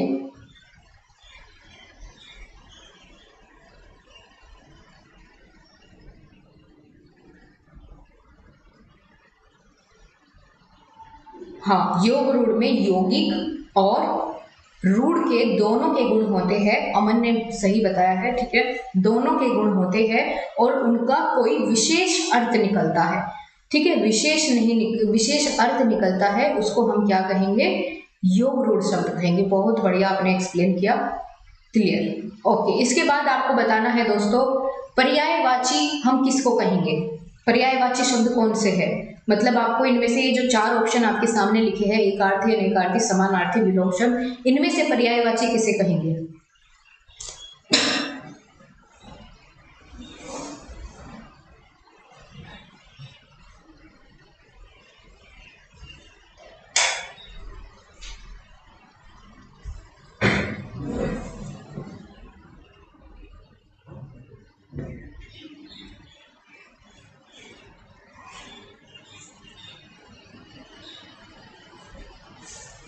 पर्यायवाची शब्द समानार्थी शब्द को कहेंगे, ये पूछना मैं आपसे चाह रही थी, ठीक है। हाँ, अब आपके सही आंसर आने लगे हैं, बिल्कुल सही। समानार्थी शब्द को ही हम पर्यायवाची शब्द कहते हैं। फिर हमने उसके बाद प्रयोग के आधार पर इसका वर्गीकरण किया, ठीक है। प्रयोग के आधार पर 2 प्रकार थे, विकारी और अविकारी। विकारी शब्द कौन से थे? जिनमें क्या होता है? जिनमें विकार उत्पन्न होता है, किसके आधार पर? लिंग वचन कारक काल के आधार पर। और अविकारी जिनमें कोई विकार उत्पन्न नहीं होता, किसके आधार पर? लिंग वचन कारक काल के आधार पर। अब आप मुझे बताएंगे विकारी शब्द कौन से होते हैं और अविकारी शब्द कौन से होते हैं। जैसे मैंने आपको संज्ञा सर्वनाम बताया, तो ये इस तरह से आपको बताना है विकारी शब्द कौन कौन से हैं और अविकारी शब्द कौन से हैं। जल्दी से आंसर करेंगे बहुत तेजी के साथ। आगे चलेंगे फिर अपने टॉपिक पर।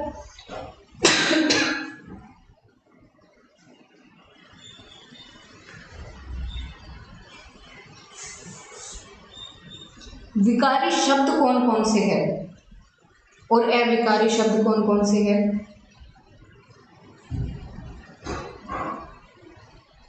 लिंग वचन कारक काल के आधार पर तो परिवर्तन होता है।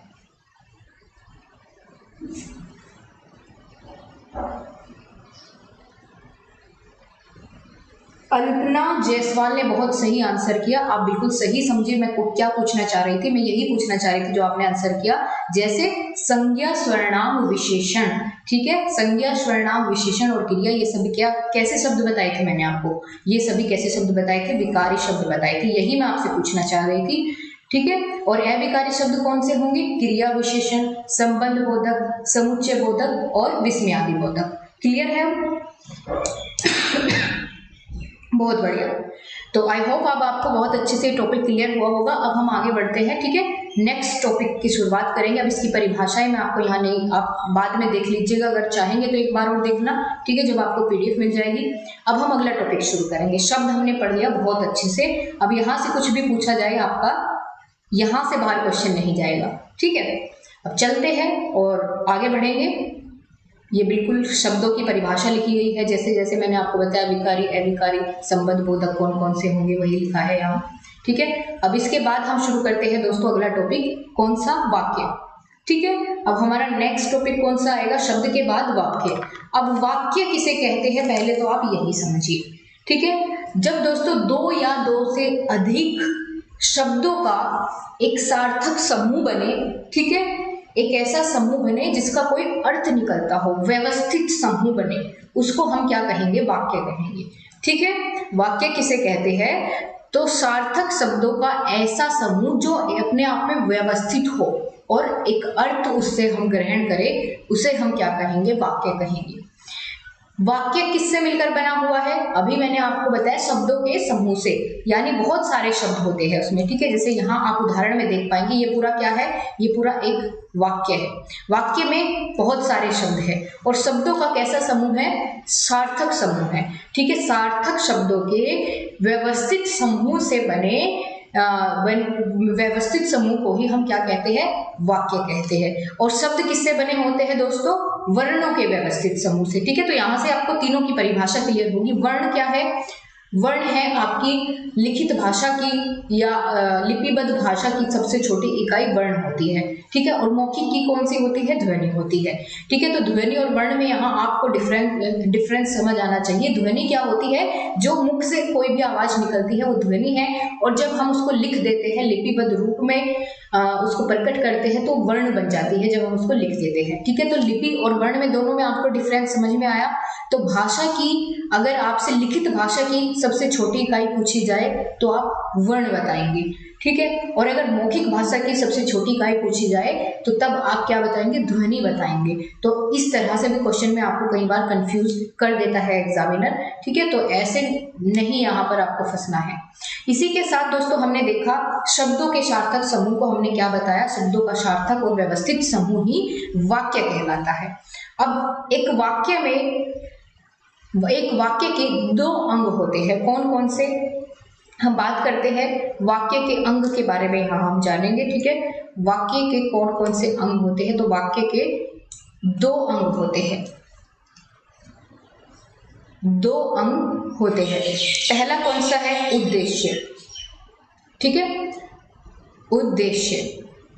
और दूसरा क्या अंग होता है इसका, विधेय।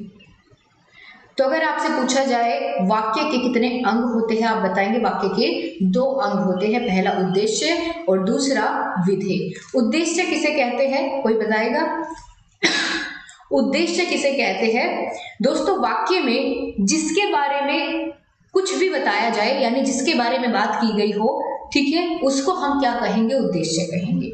और जिसके बारे में बात की गई हो वो तो उद्देश्य, और बाकी बचा जो वाक्य है जो भी कुछ उसके बारे में बताया जा रहा है उसको हम क्या कहेंगे, विधेय कहेंगे। ठीक है, तो यहाँ पर वाक्य के दो अंग हो गए, कौन कौन से, उद्देश्य और विधेय। एग्जाम्पल में हम जानेंगे अब कैसे कैसे आप पहचान करेंगे उद्देश्य क्या है, विधेय क्या है। ठीक है, अभी अंग की बात की है दोस्तों, मैंने वाक्य के प्रकार नहीं आपसे डिस्कस किए हैं, तो अभी जो मैं आपको बता रही हूँ सिर्फ उतना ही आप समझिए, आगे अभी धीरे धीरे बढ़ेंगे, परेशान मत होइए। तो इसका उदाहरण, जैसे आप कोई भी उदाहरण ले लीजिए, जैसे शेर दहाड़ रहा है। ठीक है, शेर दहाड़ रहा है, कोई मुझे बताएगा इसमें किसके बारे में बात की जा रही है, किसके बारे में बताया जा रहा है, कौन दहाड़ रहा है।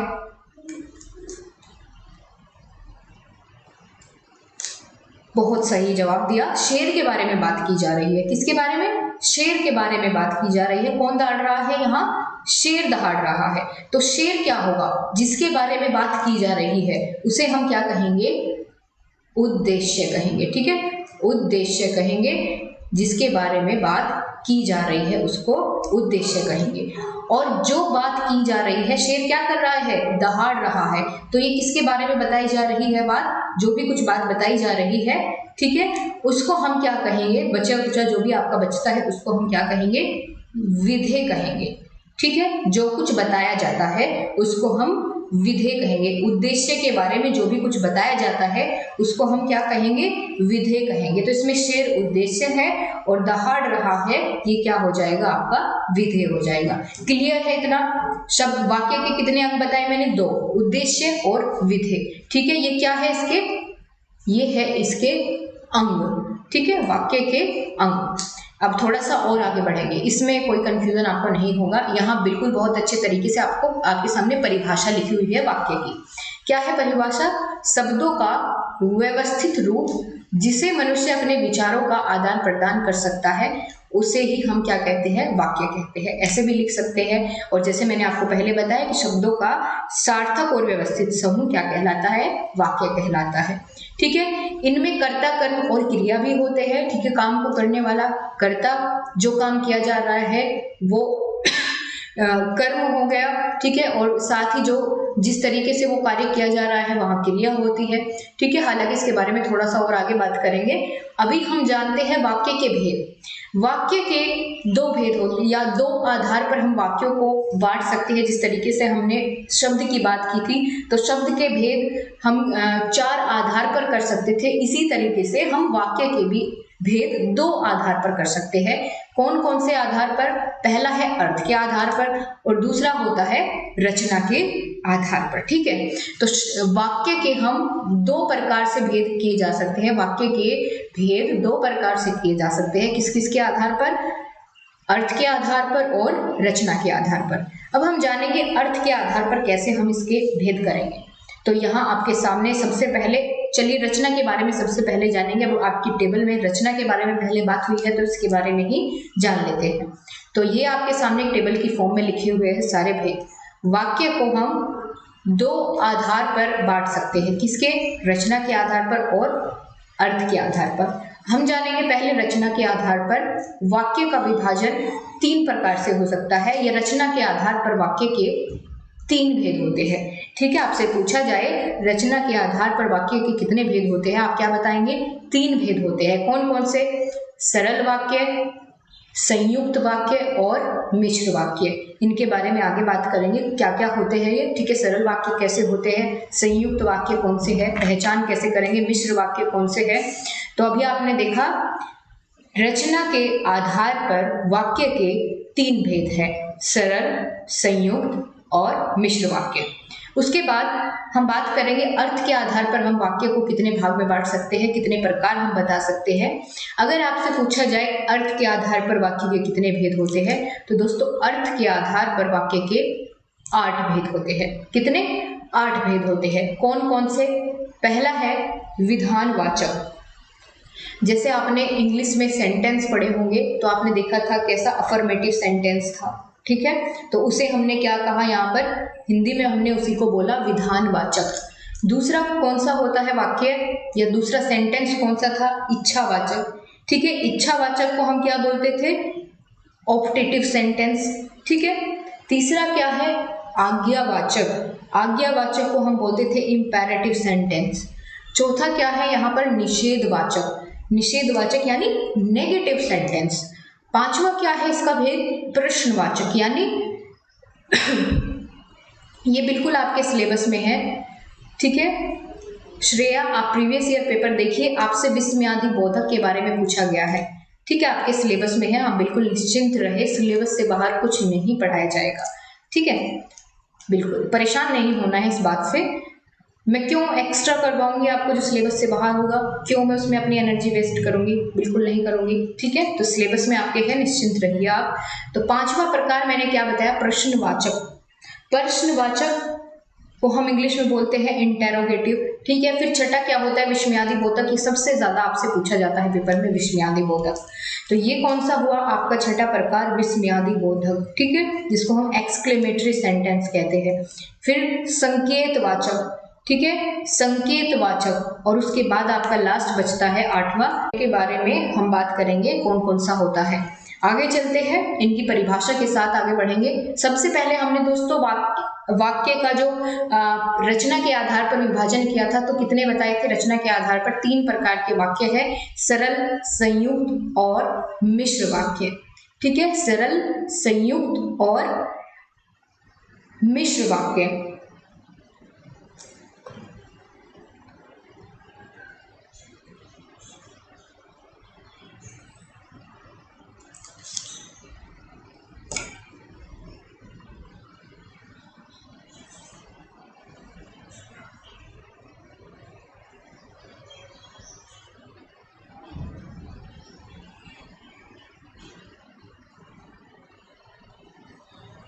अभी सब ठीक है?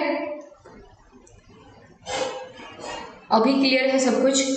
तो दोस्तों मैंने अभी आपको सिर्फ इतना बताया कि रचना के आधार पर 3 प्रकार के हम 3 प्रकार से विभाजित कर सकते हैं रचना के आधार पर। कौन कौन से?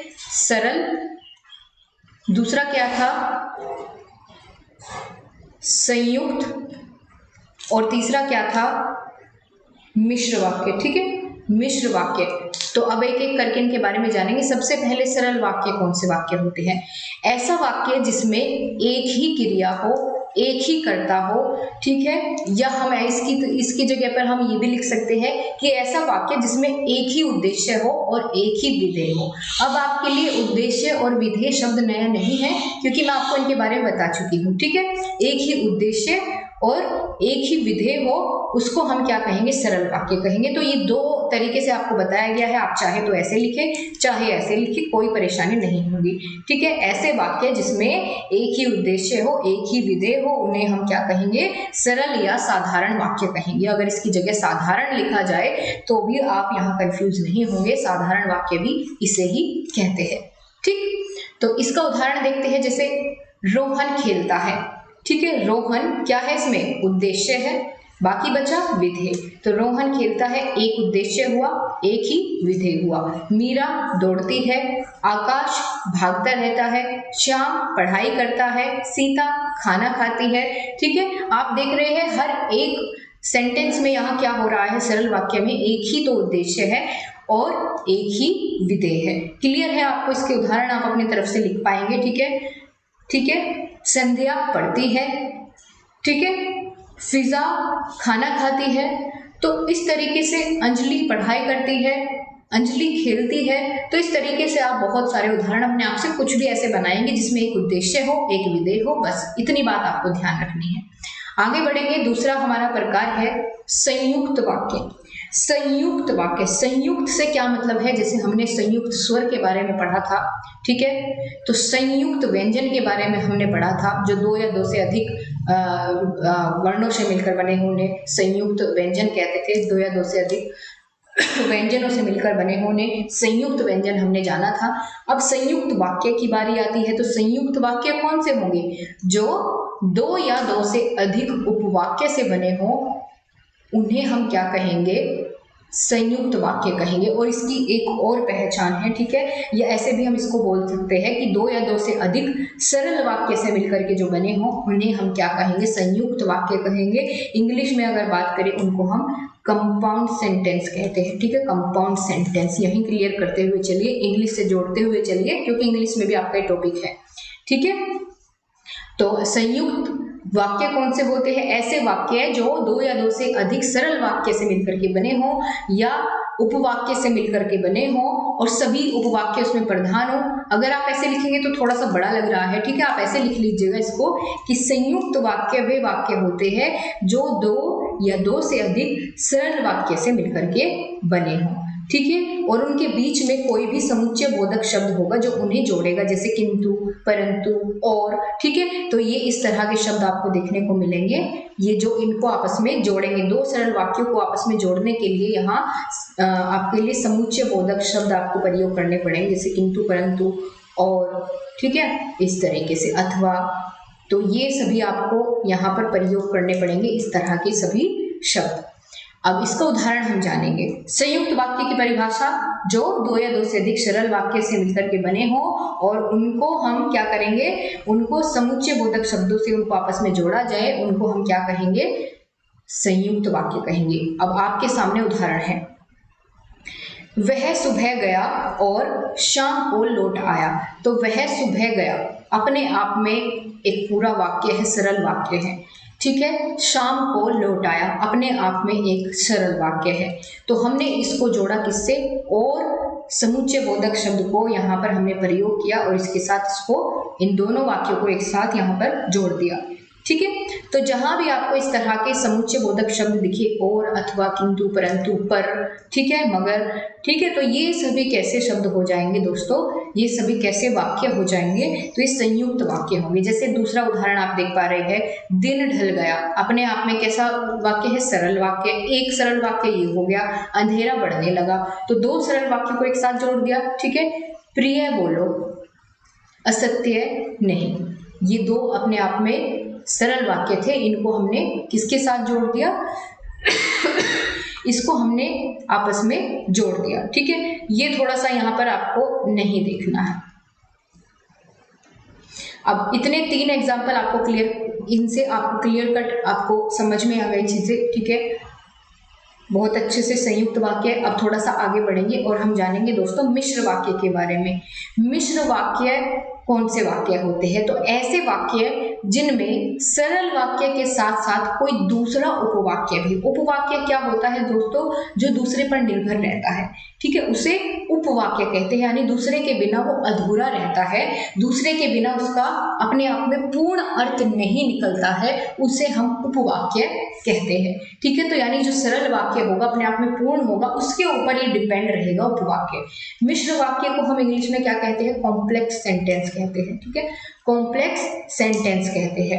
इन वाक्यों की रचना एक से अधिक ऐसे साधारण वाक्यों से होती है जिनमें एक प्रधान होता है और दूसरा उस पर आश्रित होता है। तो यानी वही बात कही गई है इसमें, एक वाक्य कैसा होगा, प्रधान होगा और दूसरा उस पर क्या होगा, डिपेंड होगा, ठीक है, दूसरा उस पर क्या होगा, डिपेंड होगा, आश्रित होगा। उसे हम क्या कहेंगे दोस्तों, उसे क्या कहेंगे, मिश्र वाक्य कहेंगे। जैसे उदाहरण देखेंगे, ठीक है, उदाहरण में क्या है, जो औरत वहां बैठी है, ये एक वाक्य हो गया, जो औरत वहां बैठी है। एक वाक्य कौन सा हो गया, वो मेरी माँ है, ठीक है। तो यहाँ जो और इस तरह के शब्दों का प्रयोग होगा जो एक दूसरे पर निर्भर रहते हो। उदाहरण दीजिए आपको इस तरीके से, ठीक है, वह जो वहां खड़ा है वह मेरा भाई है। यदि तुम परिश्रम करोगे तो अवश्य उत्तीर्ण होंगे। तो इस तरीके से आपको क्या मिलेगी यहाँ देखने को, संबंध जो आपके मिश्र वाक्य है उनमें आपको एक तो प्रधान उपवाक्य देखने को मिलेगा, ठीक है, और एक आश्रित उपवाक्य।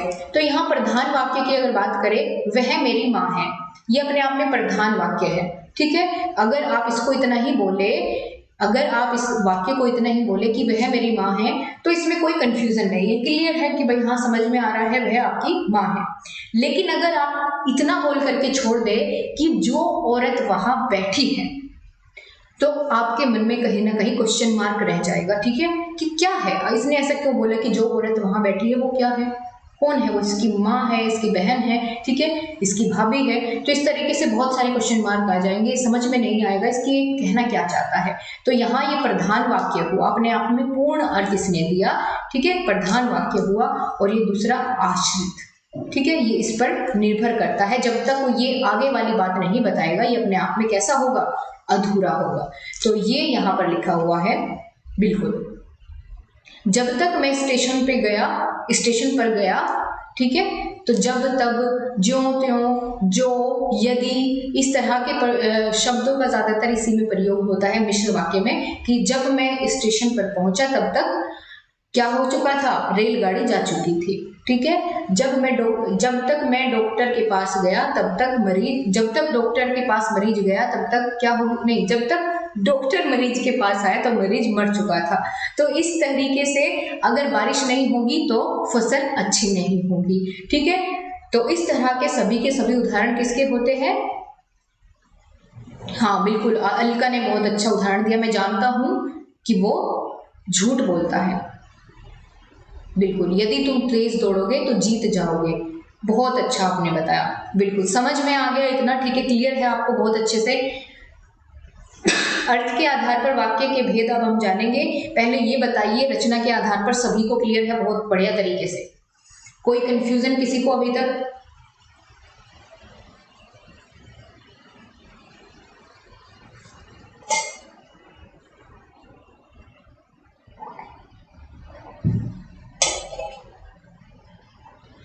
क्लियर, चलिए आगे बढ़ते हैं दोस्तों। आगे हम अब जानेंगे किसके आधार पर, अब हम बात करेंगे रचना के आधार पर। ये जो यहाँ पर लिखा हुआ है, बाकी इसमें यही समझाने की कोशिश की गई है कि एक वाक्य में, सरल वाक्य में उद्देश्य होता है, विधेय होता है, ठीक है, ये यहाँ पर एक टेबल की फॉर्म में बताने की कोशिश की गई है। अच्छा तरीका है ये भी, आप देख लीजिएगा इसको, ठीक है। जैसे हमने अभी मिश्र वाक्य के बारे में बात की है ना, तो यहाँ परिभाषा की जगह आपको टेबल की फॉर्म में बताया गया है कि मिश्र वाक्य में क्या होता है, एक प्रधान वाक्य होता है, एक आश्रित होता है, ठीक है। जैसे ही सूरज उदय हुआ वैसे ही कोहरा चला जाता है।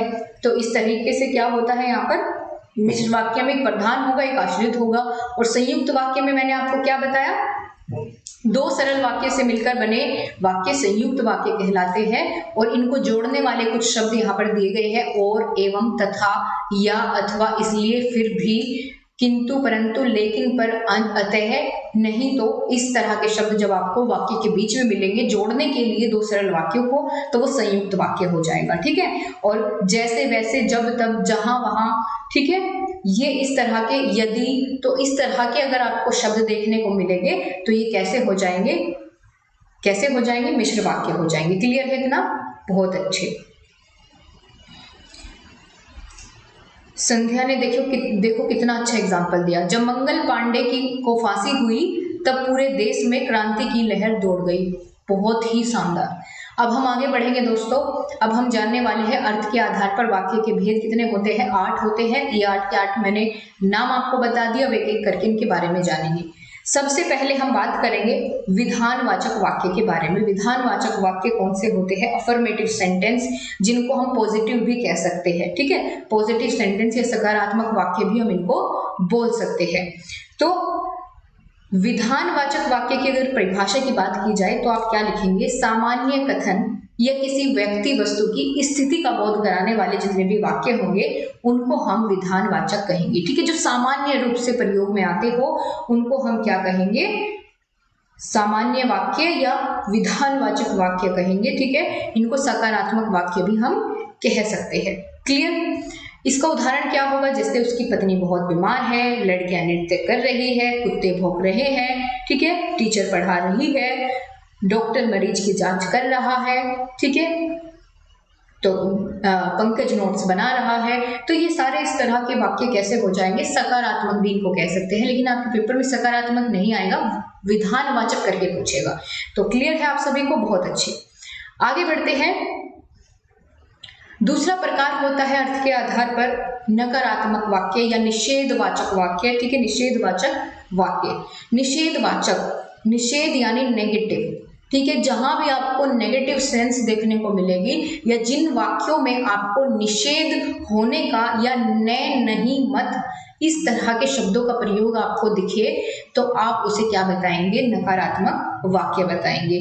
ठीक है, जिन वाक्यों में कथन का निषेध किया जाए, ठीक है, और उन वाक्यों में नहीं, न, मत लगाकर प्रयोग किया जाए उनको हम नकारात्मक वाक्य कहते हैं। कौन कौन से होंगे नकारात्मक वाक्य के उदाहरण? लिखिए फटाफट से। वह पढ़ रही है, ये तो आपका सकारात्मक का होगा। ठीक है, वह नहीं पढ़ रही है, अगर ऐसा लिखे तो वो कैसा हो जाएगा? नकारात्मक वाक्य हो जाएगा। ठीक है, बहुत अच्छे, शेर सिंह, गजब नाम है आपका। ठीक है, तो उदाहरण जैसे ये आपके सामने लिखे गए हैं यहाँ पर विधानवाचक वाक्य। इनको अब हम अगर नेगेटिव बनाएं तो कैसे बनाएंगे? वे बाजार गए हैं, तो इसका जब हम नेगेटिव बनाएंगे तो कैसे लिखेंगे? निषेधवाचक बनाएंगे तो इसको हम कैसे लिखेंगे? वे बाजार नहीं गए हैं। ठीक है, नहीं गए हैं। आपको दिए जाते हैं वाक्य और आपको कहा जाता है कि इसको निषेधवाचक या नकारात्मक वाक्य में इनको बदले, तो आप कैसे बदलेंगे? ये बहुत आसान है, वे बाजार नहीं गए हैं, ये लिखा तो है इसके सामने ही। ठीक है, आप इधर बैठे, आप इधर न बैठे, तो आपने क्या देखा? न, नहीं, मत इस तरह के शब्दों का प्रयोग यहाँ पर हो जाता है। राम घर नहीं जाता है। ठीक है, राम आगरा नहीं गया। हर जगह आप राम को ही भेज रहे हैं, कहीं सीता को भी भेज दीजिए। ठीक है, तुम यह कार्य मत करो, बहुत अच्छा एग्जाम्पल दिया। बिल्कुल, मोहन खाना नहीं खाता है। तो जहां भी न, नहीं, मत का प्रयोग हो वे सभी नकारात्मक या निषेधवाचक वाक्य हो जाएंगे। आगे बढ़ेंगे, आगे हम जानेंगे इसका तीसरा प्रकार, आज्ञार्थक या विधिवाचक वाक्य। ठीक है, आज्ञार्थक या विधिवाचक वाक्य ये कौन से होंगे? जैसा कि आपको नाम से ही क्लियर है, आज्ञार्थक यानी इसमें किसी को आदेश दिया जाएगा। ठीक है, नहीं, किसी से आज्ञा ली जाएगी। ठीक है, और अनुमति ली जाएगी, अनुरोध किया जाएगा, वे सभी किसमें आएंगे? आज्ञावाचक वाक्य में आएंगे। ठीक है, जिन वाक्यों में आज्ञा, निर्देश, प्रार्थना या विनय आदि का भाव प्रकट होता है उन्हें हम क्या कहेंगे? आज्ञार्थक वाक्य कहते हैं। ठीक है, आज्ञार्थक वाक्य या विधिवाचक पूछे तो भी आप इसे ही बताएंगे, जिसको हम इंपेरेटिव सेंटेंस कहते हैं इंग्लिश में। तो जैसे इसमें ऑर्डर वाला भी आ सकता है, किसी को निर्देश दिया गया। निर्देश क्या होता है? किसी को ऑर्डर देना, निकल जाओ कमरे से बाहर।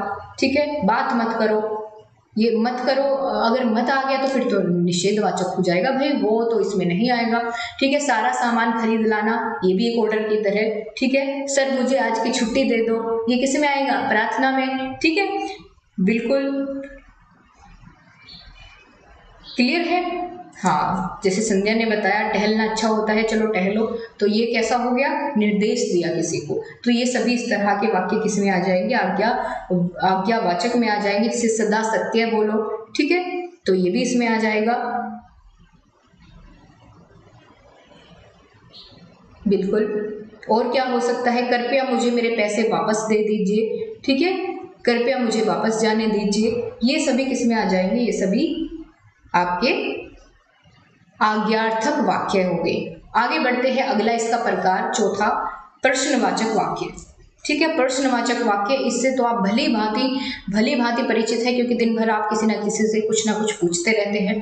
ठीक है, बहुत सारे क्वेश्चन मेरे से करते रहते हैं, मैम ये क्लास कब होगी? तो ये सारे वाक्य किस में आएंगे? प्रश्नवाचक वाक्य में आएंगे। ठीक है, क्योंकि प्रश्नवाचक वाक्यों में वक्ता कोई ना कोई प्रश्न पूछता रहता है। ठीक है, वे सभी कैसे वाक्य होंगे? प्रश्नवाचक वाक्य होंगे। क्या आप आगरा जा रही है? तो अब मुझे बताइए, क्या आप नोट्स बना रहे हैं? क्या उसने झूठ बोला था? ठीक है,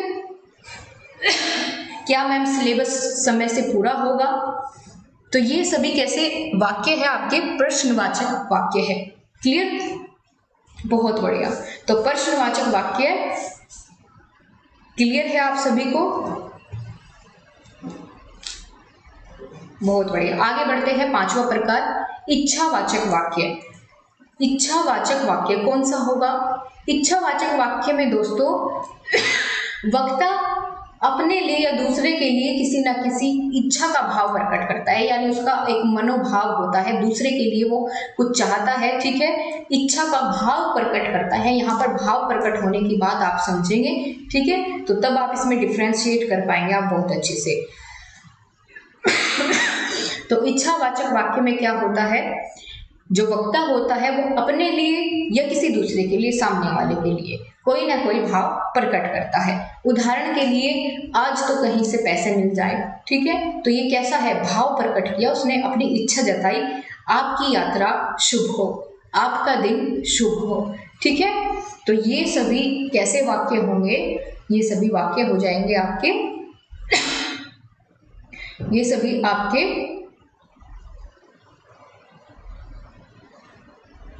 इच्छावाचक वाक्य हो जाएंगे। बहुत बढ़िया, ठीक है। नव वर्ष की आपको बहुत सारी शुभकामनाएं हो, जन्माष्टमी की आपको बहुत सारी शुभकामनाएं, भगवान तुम्हें सद्बुद्धि दे। तो ये सारे कैसे वाक्य है, ये आपके लिए इच्छावाचक वाक्य है। क्लियर?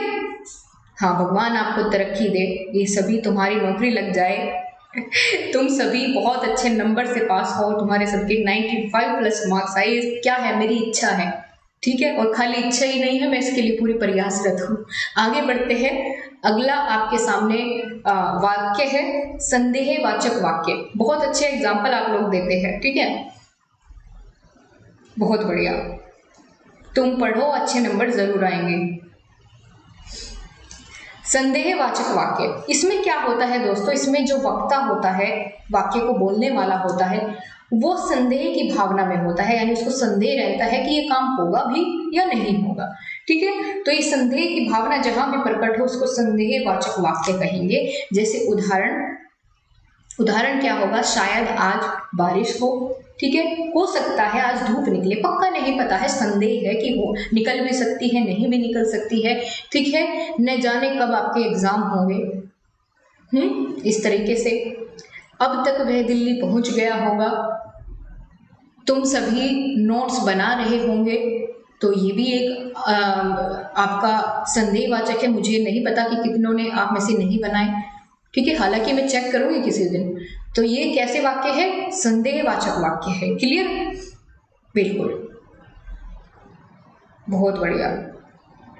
आगे बढ़ते हैं, विस्मयादि बोधक वाक्य, 7वां प्रकार अब हम जानेंगे विस्मयादि बोधक वाक्य के बारे में, ठीक है। शायद आज पानी बरसे, हाँ शायद आज बारिश हो, इस तरीके से ये सभी किसमें थे, संदेहवाचक में थे। पता नहीं पेपर कैसे होंगे, अच्छे होंगे। आगे बात करते हैं विस्मयादि बोधक वाक्य के बारे में। इन वाक्यों में क्या होता है, विस्मय का, आश्चर्य का, घृणा का, प्रेम, हर्ष, शोक, ये जितने भी आपके भाव होते हैं, ये सभी जब प्रकट होते हैं, वो भी अचानक से, ठीक है, अचानक से जब प्रकट हो, उनको क्या कहेंगे, विस्मयादि बोधक वाक्य कहेंगे, ठीक है। ऐसे वाक्य जिन वाक्यों में विस्मय, आश्चर्य, घृणा, प्रेम, हर्ष, शोक आदि का भाव अचानक से प्रकट हो, तो ये सभी कैसे हो जाएंगे, विस्मयादि बोधक वाक्य हो जाएंगे। विस्मयादि बोधक वाक्य के उदाहरण आप दीजिए।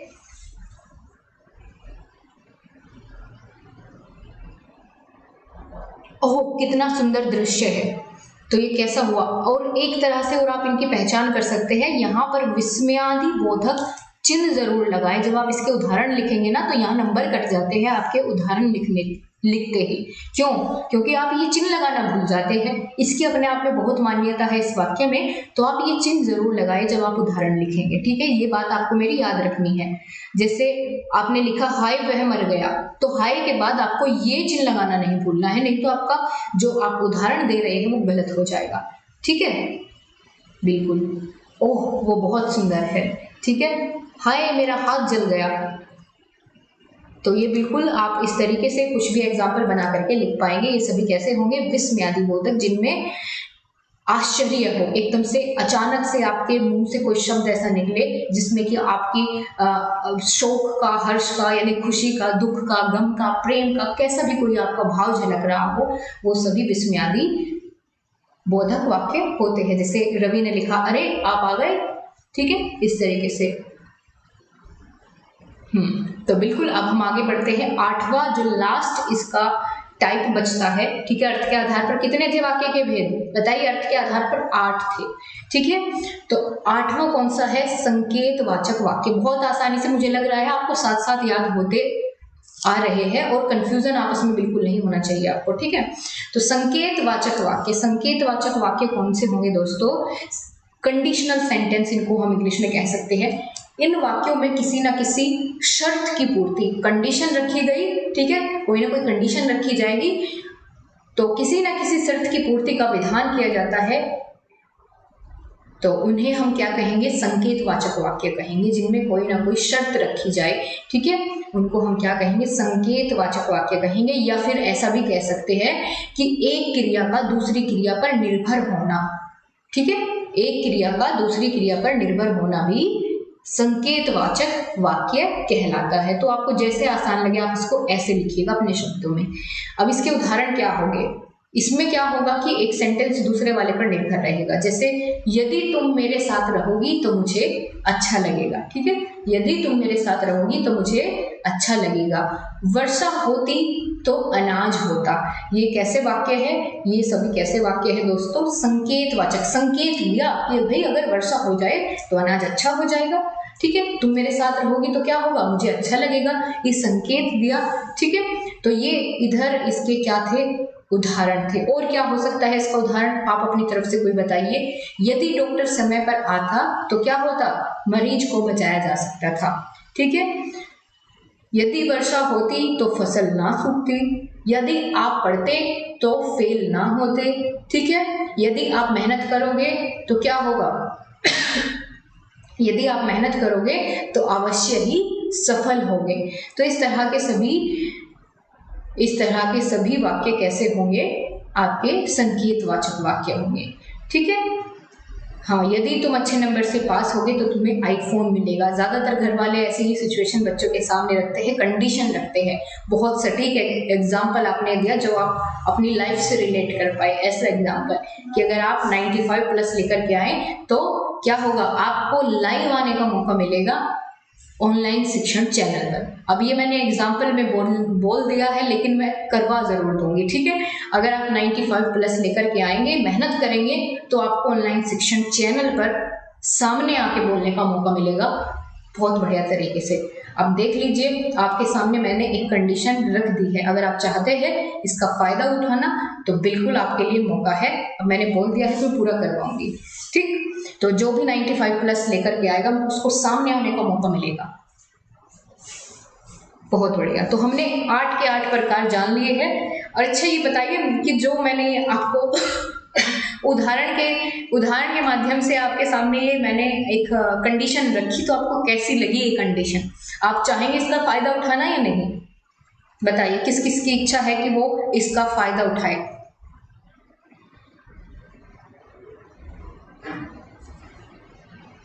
बिल्कुल।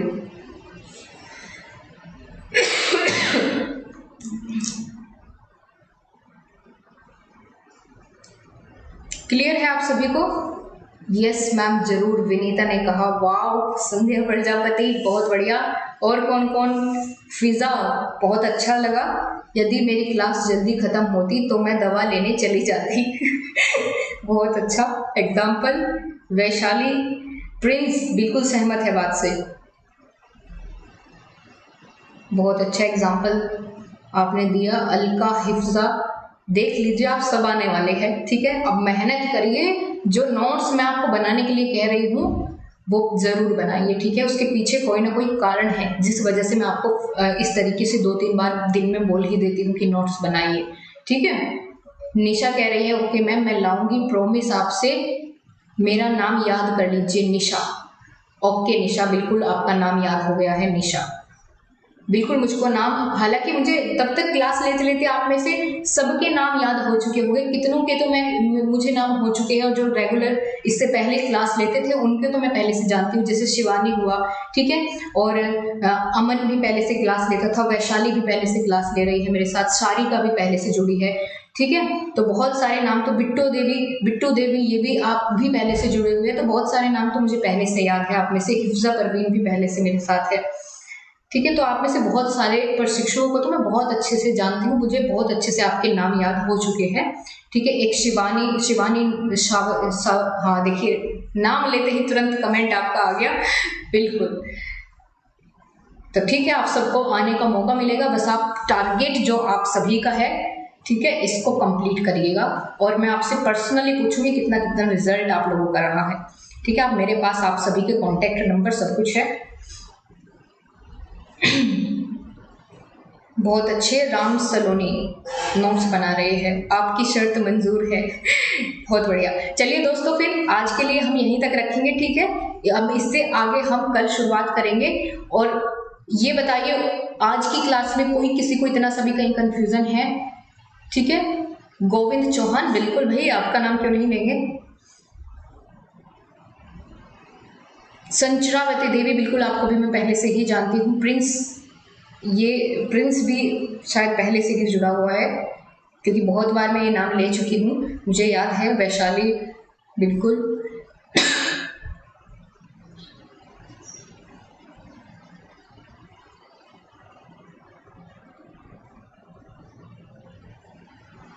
क्लियर, कोई कंफ्यूजन नहीं है, ठीक है। तो चलिए दोस्तों, यदि आप ऐसे ही पढ़ाओगी तो 95 प्लस मार्क्स आएंगे।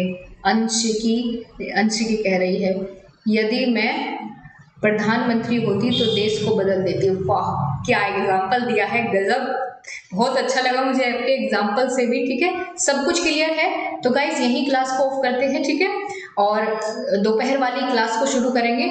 और दोस्तों, हो सकता है, देखिए मैं आपको अभी बता रही हूँ, दोपहर वाली क्लास थोड़ा सा लेट हो सकती है, क्योंकि मुझे अभी ट्रैवल करना है और मुश्किल से 2 घंटे तो वहां तक पहुंचने में बिल्कुल लगेंगे। हालांकि मैं अपना सिस्टम अपने साथ लेकर के जाऊंगी, ताकि आपकी क्लास बिल्कुल मिस ना हो, लेकिन वहां जाना जरूरी बहुत है, इसलिए मुझे जाना पड़ेगा। लेकिन आपकी क्लास जरूर होगी, और कोशिश करूंगी कि ठीक 1 बजे से ही शुरू हो, ठीक है। बाकी अगर थोड़ा सा 4-5 मिनट लेट हो जाता है, कुछ थोड़ा बहुत दिक्कत ऐसी आती है, मैं आपको इन्फॉर्म करूंगी टेलीग्राम ग्रुप में, आप परेशान नहीं होना उस बात से, ठीक है। तो बिल्कुल, चलिए दोस्तों, थैंक यू सो मच, मिलेंगे आपका 1 बजे।